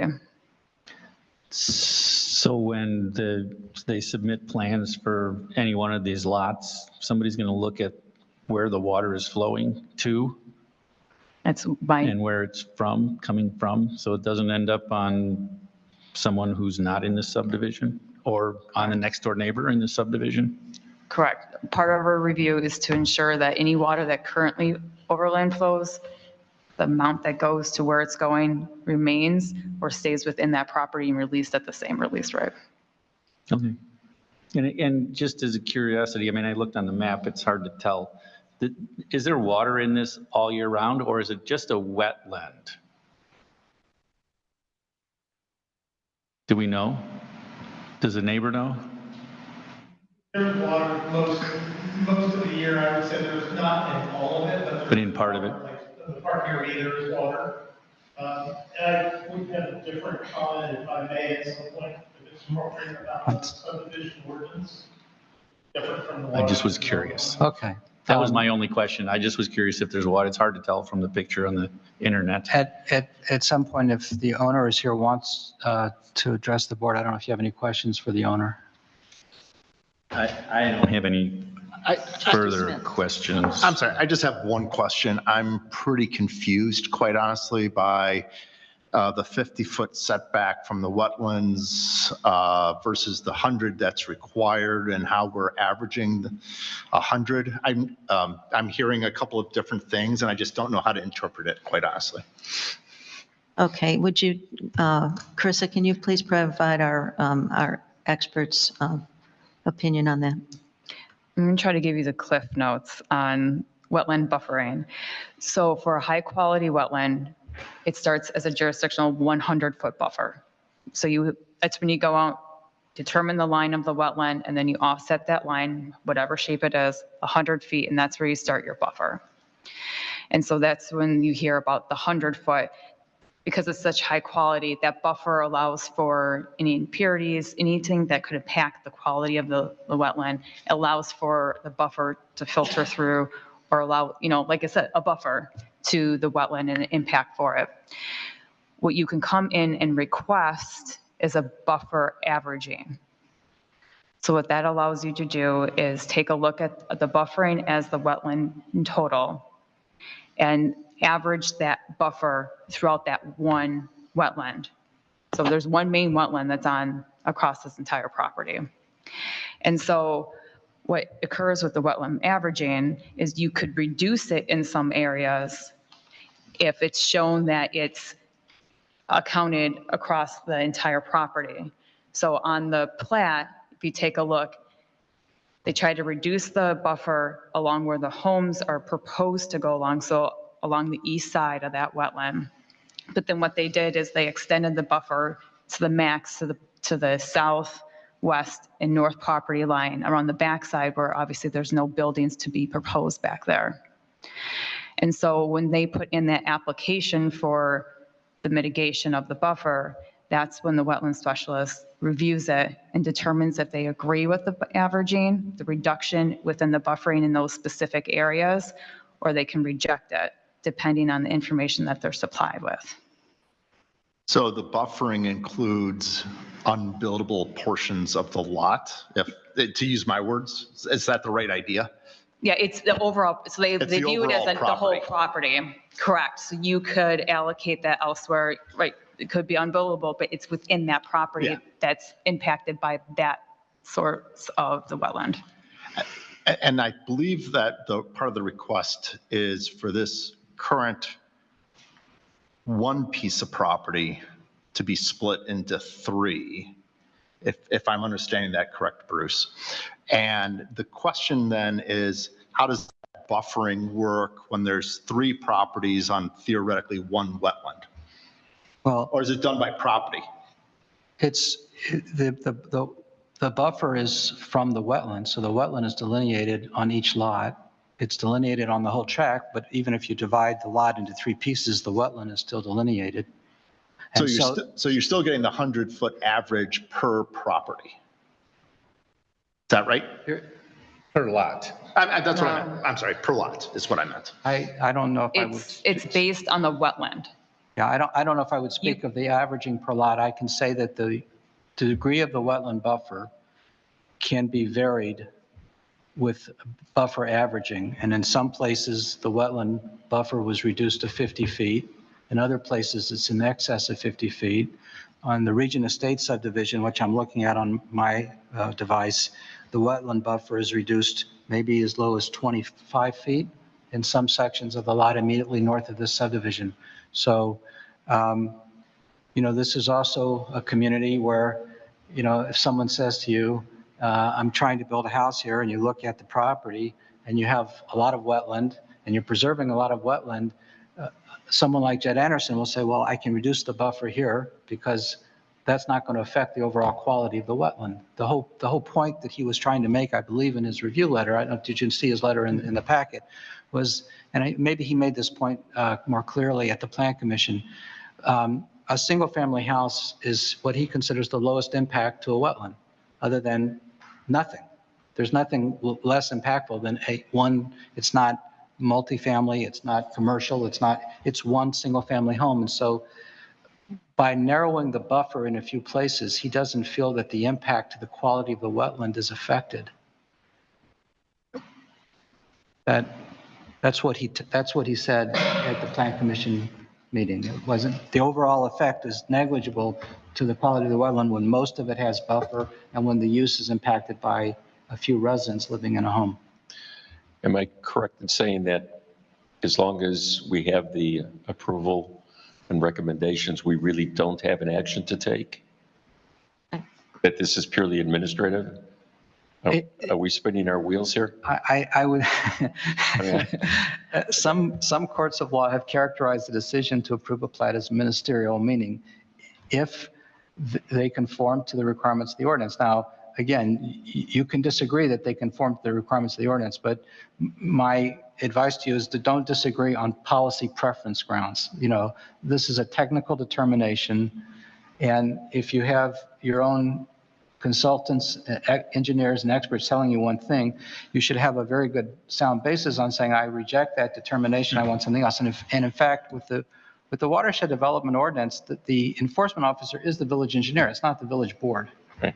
So Okay. I guess I'm giving you a little bit of encouragement. You've answered my question. Okay.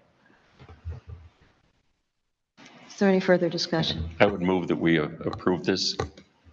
Is there a second? That was a motion for approval. Sure, I'll second it to get a vote. Do you want to? Do you want to hear yes, from the owner? I'm sorry. Wait, Trustee Clayton, did you have a question? No. Is the motion to approve the subdivision, or is the motion subject to approval of the declaration of covenants? Or is this a motion to approve the declaration of covenant? I would say there should be a motion to approve the resolution in the package, which is an approval of the subdivision with all of the conditions stated in the resolution. Okay, I have a couple. Which includes the declaration, which includes a number of conditions. All right, I have a couple concerns about the declaration of covenants, if this is the appropriate time to express those. Okay, Article 6.1, there's a couple references to the fact that the village shall have the right but not the duty to basically enforce the restrictions. And I'm wondering why it doesn't say the duty. If we're serious about this, if we are a community that is serious about protecting its wetlands, then the village should have the duty to enforce the restrictions. So, as the village's attorney, I try never to impose an obligation on us that someone else could try to assert. So therefore, I've heard that before, and I reject it entirely, Bruce. There's no document. Every action that the board takes affects the future and options that people have in the future. And I will not vote for this declaration of covenants if it says that we don't have the duty to do that. That's number one. Number two, can I just, Mike, can I just, would you just allow me to at least explain myself on that point? You're attempting to bind a future board in a way that a future board. No, I'm attempting to protect the wetlands. Well, and if that means binding the future board, then that's fine. So what happens if? Because in section 7.4, you have then the fact that with 2/3 of the owners, by a simple majority of the vote of the board, this entire thing gets struck. They cannot amend the declaration in such a way to affect the rights of the village without village consent. There's a section called village rights. What does section 7.4 mean?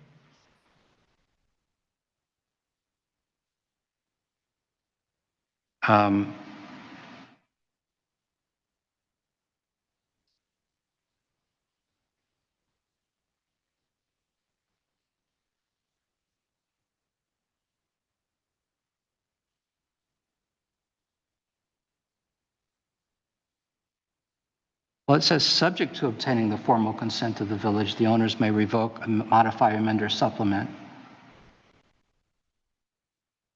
It doesn't say they can do it without the village consent. No, I know that. But a simple majority of the board plus 2/3 of the owners can then eliminate the restrictions. Is that correct? Well, a majority of the board could consent to an amendment of the declaration, but I will say that the village is required to have restrictions governing these wetlands pursuant to the WDO. This is the particular format in which we have embodied those restrictions, but we're required as a certified community to have these restrictions. That's why we created them in the first place. Correct. So, but in a litigious society, to say that the village has a duty, who then would be deciding if the village is falling short of its duty? A homeowner? Who then brings suit, say the village is not enforcing its duty? I think this would be opening up a Pandora's box. And in every easement and every document where the village is granted certain rights, in the Thorngate Declaration, it's always the village has the right but not the obligation to do something, because we don't know the circumstances in which we may or may not decide to act. But I've never drafted anything that requires the village to have a duty that third parties could invoke without knowing the extent of what those third parties are asking for. I can't see that that would be in the village's interest.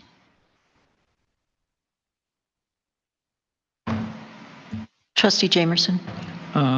So I hate to beat this dead horse, but I'm going to do it anyways. I asked the question earlier today about having a homeowners association for this piece of property in the covenant that has lien rights, that allows the homeowners association to be in charge of making sure this wetland is taken care of. Similar to many of the homeowners associations that have the right and the duty to take care of their streets, their private streets. And I'm wondering why something like that couldn't be put in here to maybe take some of the concern from Trustee Clayton, because I agree with him 100% that we don't want this to turn into something that it's not right now. The answer I gave earlier, I'll try it out again. I know, well, I have a short We'll- memory, Bruce. It's okay, we'll see if it works. I mean, we'll see if it still makes sense, what I said earlier. We use the requirement for homeowners to have associations where they have sort of positive duties, I guess I would say. There's a detention basin, it has to be planted, it has to be dredged. You know, if the debris gets in it, they have to go do things. The idea behind the wetlands is kind of a negative restriction, don't do anything. So if you form an association, you basically are not, there's not a set of actions that I'm aware of that they would take on an annual basis if they're observing these restrictions, if they're not building anything, if they're not intruding into the wetland. And that's why when we set these restrictions up in these forms, we didn't think in terms of, you know, getting together as owners and agreeing upon things. It's basically each of you stay out, just don't interfere with it. If we saw that something was being done improperly on a lot, under this declaration, the village would have the right to contact the owner and say, you're in violation of the declaration. We have the right to enforce it. You're in violation of the watershed development ordinance. Please correct what you're doing. If we had an association, I wouldn't really want the village to have to say, let's get the owners together and get you to gang up on the one owner who's creating the problem. I would just go to the owner directly. And we have, unfortunately, in the village, our history with associations is that they're not very easy to enforce or get to do things either. So maybe, you know, in terms of enforceability, it's easier to deal with a single owner than, you know, that would be my answer. I don't know if that resonates with you all. Can we require an annual evaluation of the wetlands as part of this process to be submitted to the village once a year? And then we would farm that out at, so that we would have some external review on a regular basis or every 5 years or whatever. Can you make that a requirement? I would say we could do that as part of the restrictions, but I'm not sure what we would, you know, Carissa, do you have some idea of what we would look for? Like just to have our certified specialists walk the site and make sure that nothing had been done that's a violation? Yeah, it's typically what the WDO enforces for detention basins. So you have a maintenance plan and basically you inspect it to make sure that the natural wildlife, such as the plantings, you know, anything that's growing in there is growing, it's not declining. And so they can come in and there's a couple companies that's what they do is they come in and review wetlands and see what they can do to help. I mean, to assuage both Trustee Jamerson and Clayton's concern, and I agree, that our primary concern here is maintaining the wetlands.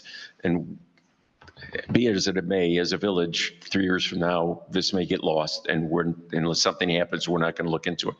But if we can upfront make it the responsibility of once a year getting a report from someone who's qualified and saying, yes, this is fine, we'll see it again in a year, or notify us if there's a problem, we then can take action. And if we can make that a requirement, I'm much more willing to support this. Well, we wouldn't have a maintenance plan, Carissa. We would just have a village inspection to determine if they were in compliance with the declaration. Correct. I was just trying to give an example of what we enforce or kind of the plans now that the WDO is trying to enforce to ensure that these natural aquatic areas or wetlands stay the same way.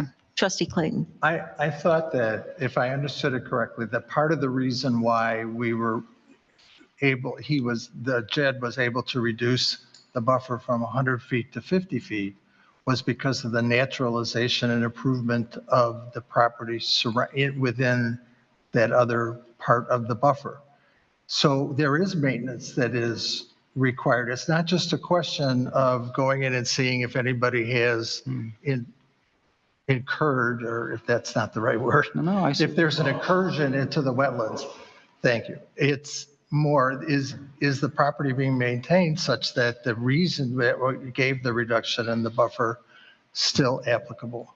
Just like we do with the cost sharing program when we don't reimburse until we're sure that things have happened the way the ecologists wanted them to happen. I mean, the only thing is, I think what Bruce would probably mention is if we set it up that we have, village staff to do the inspection, then we're incurring the cost when realistically, that would. I'm really just trying to, I think it's a good idea. I think it's legal. I think it's fine. I'm just trying to say what it is we're asking be done. I mean, I think basically just an annual inspection to verify that the native buffering is still thriving. Yeah. It's the native buffering. Would that be, I mean, that's essentially that the native buffering is still intact and We want to find, we want to Thriving. be able to make certain that by approving this, we're not going to do any damage to the wetlands. And knowing the village isn't going to keep that on its mind all the time, we need to put into writing somehow that this is done on a yearly basis. I mean, would the board, would you think that would be a good way of, stating it, that basically there be an inspection to audit the state of the native buffering and to ensure that it remains in compliance with? That's what that would be my recommendation. Trustee Eastman, did you have a comment? So I guess I would add that, in theory, I agree with this, and I think it makes it so that, we're maintaining our wetlands and woodlands. But I do have concerns about what this would establish going forward with other properties potentially. I mean, it seems like a good and creative solution here, but I just wonder, is that something that's going to be manageable potentially doing for? Based on my history at the village, we haven't had that many situations where we reduce the wetland buffer. And I think if you're going to have a situation where you're showing wetland buffer being adjusted for these reasons, it's not that burdensome on the village in those instances. Okay. So I just wanted to get a scope for, does this apply to, numerous other situations potentially, or is this basically this and maybe, one or other two situations? This. So this wetland extends past this particular plat. Is that true? Into the subdivision immediately north? Well, is it the same wetland that extends? I don't know how to define wetlands. It's a separate wetland, but they're hydrologically connected, whereas they're gaining the same tributary area. So you will see as they're not completely one boundary that's two, but they're connected. So I'm asking the question that you're talking about this annual review and what precedent, what Trustee Eastman's comment brought to mind, what precedent are you setting? And you do have a wetland out there and now in another subdivision, and now should you be applying the same to that subdivision? And that would be, retroactive or the difference is that here, because of the approval with the declaration, we would have the right to conduct these inspections. We don't have that right everywhere else. We would just basically be enforcing the watershed development ordinance. I mean, we can right now, where there are wetlands and a requirement for a buffer, we right now have the ability under the WDO to cite someone for not observing those necessary restrictions. But this would just be basically embodying it in a Disorder. well, it was part of the written approval. Trustee Jamerson, please. So the idea to have, based on Steve Zimmerman's letter, it says $45,000 was recently invested in the property by the owner to perform ecological cost share work, $10,970 of which was reimbursed by the village. So I think it should be an easy thing to determine from Steve's report that he generated these cost share programs from, to determine how the property should be maintained. Should all the buckthorn be removed?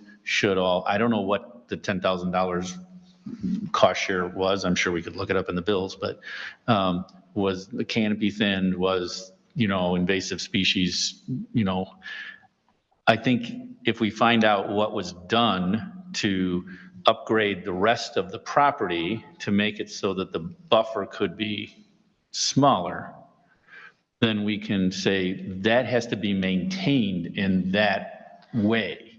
Well, do you think the fact that we Right. just look at the state of the native buffering and whatever contributes to it, I mean, then the person can make choices about how to do that. But if you just look at whether the native buffering is intact, in other words, it's a result of all of these other things being done, rather than try and tie someone down to a number of canopy clearing and other decisions. I'm trying to Well, look but for the reason something I that. gave him the reason that, part of the reason that Steve is, now I know Steve is not the Jed, enforcement officer. No. I know Steve is not the enforcement officer, but Steve's making the argument that the fact that they've done all this, and so did Jed, that they've done all this restoration work on the rest of the property is why they feel it's a good idea to shrink the buffer. That's what I took out of it. I think. Is that true? I think Jed was, I think at the Plan Commission meeting, he was also saying that it was a very low impact use with a single family home. I got that. So I don't know how to weigh those particular. But if he's basing his argument on the fact that they did all this ecological restoration work, they removed a whole bunch of buckthorn. Buckthorn grows back. We all know it. So. But I mean, I know that's, you know. I mean, I'm a little concerned about going too much beyond the fact that the native buffering is intact, because there are other properties. The subdivision to the north does not have restriction for an annual review and compliance with cost share programs. I just find it a little too much different from what we're doing with other properties. But I think the idea of noting the state of the native buffering is correct, because that would result in a violation if it was being impacted. I guess my only comment to that was, none of us were on the board when that other subdivision was. You might have been here, but none of the rest of us were here when that other subdivision was in front of the board. And I don't know if the 25 feet that the buffer has been reduced over here has been made up by 175 feet over there. I don't know that. I don't have the plat, so I can't make that. I don't think so, but. Well, I don't know. May I ask a question? But we're not necessarily setting a backwards precedent. If anything, we should be setting a forward precedent that says if someone's going to come to the board and want to compress that buffer because they've done all this work, we want to make sure they maintain all that work that they did. That's my point. Could I modify my motion? I'd like to interject with a question. Are we creating something more onerous for this particular property? And I know we can't go backward, but going forward, and are more onerous than what has been recommended to Yes. us by. Yeah. I'd like to modify my motion, although I may lose my second, that we approve this subject to an annual review and report that the buffer has been maintained.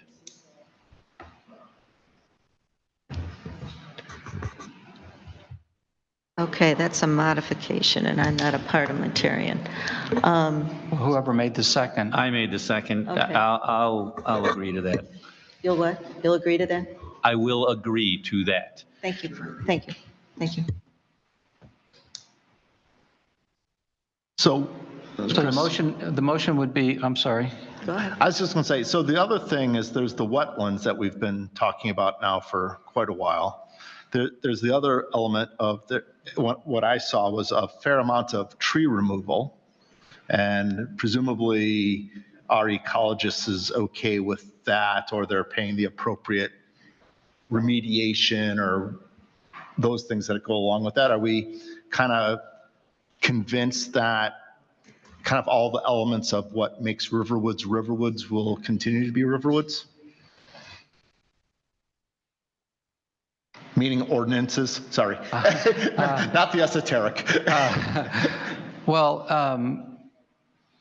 I think Steve Zimmerman's report, the village ecologist report, was that the tree removal was something that he had reviewed and supported. He thought that my recollection is he thought the property owner had improved the property for the reasons that Rick was mentioning, that he was removing, invasives and things like that and doing canopy thinning. So his review in terms of the tree ordinance was just that the correct trees had been removed, the trees that needed to be mitigated were, being paid to be mitigated.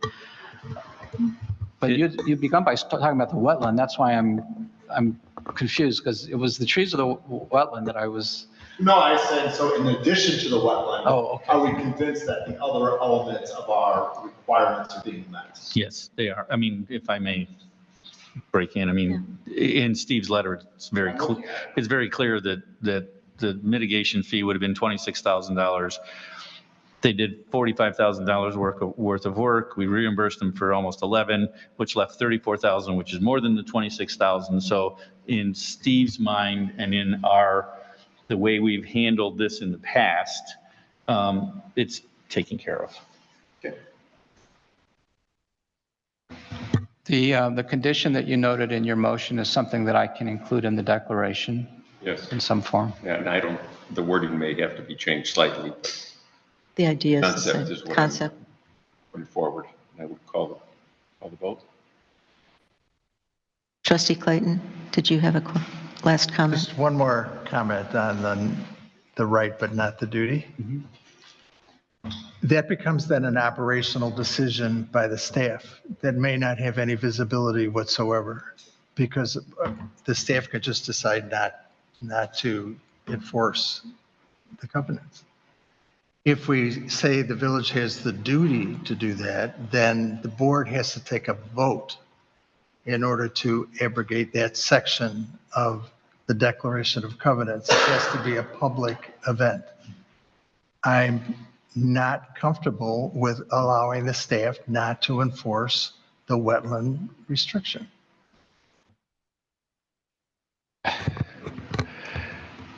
But if we get to the end result through another way without obligating the village as a duty, why would that be a problem? In other words, if we make certain that we get this evaluated every year, the staff could do it, but some third party could do it. As long as we're requiring it once a year, I think that's probably stronger than making it a duty, because we tend to forget our duties. And we're not going to remember this 5 years from now, but it's a duty. I'd rather have someone evaluated every year that's a requirement than I would necessarily have it a duty. Just one quick, don't we have the duty to follow the WDO? As a certified community, we uphold the WDO or more stricted ordinances that the board passes. That's what we have to uphold. Okay, thank you. Are we talked out? I hope so. Any other? Okay, we've got a motion. We never, I don't know if you wanted to invite the owner to speak to, maybe you should at this point because they're about to vote. Fortunato, yeah, if you'd like to. But if you. Yeah, you might want us. Okay, so thank you for being so thorough, more than I expected tonight, but I think we're all hitting on the right points. And for the record, I'm fully supporting an annual review of this wetland property or any other for the same reasons that you would want that done. I have no problem with that. It's tricky what we're looking at are two things. We want to, we're seeking an approval for following all the ordinances that are in place, being compliant with everything. And then separately, we're thinking, well, gee, what's going to happen in the future? Two separate issues. So I don't want to muddy the waters and think that, okay, yeah, this is in compliance.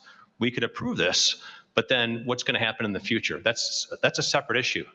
And I think if we all agree that it should be monitored in the future, I'm fine with that. Further, I just want to give you a little narrative, because looking at that picture sometimes for the Board of Trustees initially, it might be somewhat unclear. I just have a few points. Less than 5% of the entire property is going to be an impervious surface. And that adds up the houses, the driveways, the patios, the sidewalks. So we're at a very gentle impact for this over 10-acre property. Though it's considered to be a subdivision, a typical interpretation of a subdivision might be some interior roads, a cul-de-sac, some sidewalks. We have none of that. We just have 3 driveways straight off of Saunders without any interior roads or any other impact on the property. Our plan doesn't touch the protected plants at all. there's been some conversation where we're asking for a reduction of the buffer area. We're not. We're exceeding the required buffer area significantly. And what that means is we could build anywhere within the required setbacks of each of these 3 lots, but we're not proposing to. We're just going to be building, 3, I don't want to say, modestly sized homes that are well within all the required setbacks, the front, rear, side setbacks. We're not asking for any variances. We started the project by restoring the property, which has not been done before, certainly not to the extent that it was visible. As mentioned, by removing all the invasive species of plants, different types of trees that were specified by Steve Zimmerman, that would be helpful. We took those out. We took all the buckthorn out, obviously, and then we did what's called a native plant seeding. Over the entire 10.24 acres, we did a native plant seeding so that once the buckthorn was taken out, we want to develop what was, and that's going to be a lush area of these native plants. It's incredibly expensive, but it's a great idea. It was Steve Zimmerman's suggestion, and I was very happy. I didn't know that there was such a thing to do, so I was very happy to do it. In light of the fact that we're just going to be building 3 houses on 10 acres, we're going to be doing very minimal earth moving. So we're just going to be excavating exactly where the foundations are, carting it out within the confines of our construction, tree protection, and silt fencing. So we're not going to even arbitrarily drive across the property. I'm not even talking about touching the wetland plants, but we're not going to be even going near the buffer areas or the wetland plants as we approach in and out to build these 3 homes. One of the reasons why we bought this property, Green Building Technologies, by the way, is the name of my company, is because of the nature of the site. I'm not looking to do anything outside the boundaries of what is required here. And we've met all the requirements to a great degree of difficulty. It's not an easy property to develop, but we've met all the requirements. We've had countless meetings and conversations with all the people that represent the village to make sure that we comply with the regulations that were given to us. I didn't come in telling them what I wanted to do. I came in asking, what would you like us to do to make this work? My civil engineer, Mike Bleck, has got a lot of experience in this area, so as well as our environmental specialist that we hired. And I just basically put those guys together with forestry and with environmental and with Carissa so that they could tell us what is it that we need to do. So I hope that helps you understand where we're headed. Thank you. Thank you. Thank you. Does the board have any other questions or comments at this point?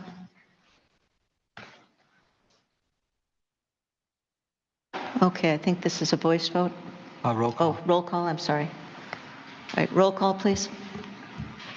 This is to adopt the resolution approving the final plat of subdivision subject to the conditions that are stated in that resolution, and the additional condition that Trustee Hollander added was seconded by Trustee Clayton. No, Jamerson. Trustee Jamerson, sorry. Okay. Is that clear to everyone then? Works for me. Okay, voice, roll call, please. Trustee Eastman. Aye. Trustee Clayton. Nay. Trustee Jamerson. Aye. Trustee Smith. Nay. Trustee Hollander. Aye. Motion passes. Okay, thank you. There's not any old business to discuss this evening, so we'll go right to committee reports. First committee report is Finance and Economic Development. Trustee Clayton, do you have a report this evening? No, we're working on, the finance staff is working on developing the outline for the budget process, and moving forward with that shortly. That's it. Thank you. Trustee Dickon isn't with us this evening. Trustee Eastman, I'll make it brief. I'll be attending the South Lake Mosquito Abatement District meeting next Monday on behalf of the village. The other thing I've been working on is trying to put together some of the Thorngate Resident Association with appropriate members of the county board to discuss in a more broader sense and what they can discuss with Baxter and some of the other issues that the Thorngate Resident Association has had. Those are the two things I've been working on. Are there any questions for Trustee Eastman on that point? Okay, next, land use and roads, Trustee Hollander, please. 37 acres continues to occasionally pop up. We had a conversation, but it hasn't gone anywhere, but it still is out there. Mr. Huvard already reported on Bridge. And the last item is we had a meeting with about Deerfield Road. Just to give you a quick update. The county has agreed to maintain the 4-to-1 slope requirements that Steve Zimmerman asked when they were going to put in the Lexington homes to improve the retention, and they've agreed to do that even though they're not going ahead with that development. Second of all, there are 20 properties that were removed from the initial estimation that were going to be affected. So they've decreased that significantly. Those 20 properties will not have any issues with the Deerfield Road development. We're still in discussion as to where to put sidewalks. The tree mitigation has gone from 1,000 trees to 600. It still sounds like a lot of trees, but I do not have the number of what we would call high quality trees out of that 600. At some point in time, the county has agreed to work with Steve Zimmerman and the village on how to deal with the trees, but I don't know how many of those 600 are high quality. And the last item is we are trying to work out some way of avoiding difficulty with traffic across the bridge because at some point it's going to be limited. We have a follow-up meeting in about 3-4 weeks, I think. That's it. Any questions for Trustee Hollander? Okay. I'm going to go out of order because I think Community Services, Trustee Smith. No report. And finally, Building and Utilities and Stormwater, Trustee Jamerson, please. Always the troublemaker. On the building side, it's been a very busy, actually 2 months. I reported on this last month. We had 88 permits in the month of August, and probably 90% of them were for re-roofs. For a total of $3,900,000 in permits of value of permits, which is humongous. So that brings our year-to-date total over $14 million. To give you a little, in 2022, it was at just under 11, and in 2021, it was not even 6 million for the same year-to-date. So the building department is very, very busy, and I guess that's a good thing. But now you know why everybody's insurance is going up because of all these re-roofs. The Stormwater Committee met, and we had a lot of things to talk about. And I'm going to turn it over to Carissa to succinctly tell everyone what we talked about. So we did meet and we had several discussions, as Trustee Jamerson came up with, because we wanted to convey, sorry, it doesn't move further. We wanted to convey that we have been obviously working over the last several months. I know we haven't had an updated report on the status of the village-wide stormwater study, but we wanted to convey really the months long of information collection. As you know, we physically sent out surveys. We posted the surveys on the website. So anyone and everyone had access to surveys. And we took in all that information and we started analyzing issue areas, potential projects to mitigate those issues. And so what we drafted here is really just an updated memo of what we've done so far, where we're at, and kind of the future steps going forward before we do a formal presentation in front of the board. So in the memo, you see that we collected the data and we came up with 10 areas that we would need to concentrate on in order to help to improve the overall stormwater of the village.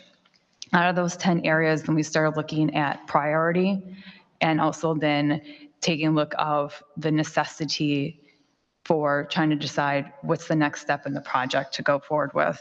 And what escalated this was there's currently a call for applications for the Lake County SMC WNB and SURF grants. Those are small watershed development improvement plans that the county gives money towards. So when we met with the committee, we discussed all the 10 areas, and the first priority we came up with was Bunker Court. Bunker Court is within the Thorngate subdivision. If you can tell in the memo, you show what is called a tributary area. It's the red dashed area. That is the area of water that is flowing to a certain point. So when you look at, if you've heard overland flow tonight, you kind of understand that water wants to flow with gravity. The amount of area that's tributary to Bunker Court, if you read the memo, I believe it's 91 acres go to this central point of Bunker Court. And Bunker Court is connected through Deerfield Road. So now when we get a lot of rain, that's the first point where Deerfield Road starts getting flooded, because that's where the 91 acres are all draining to.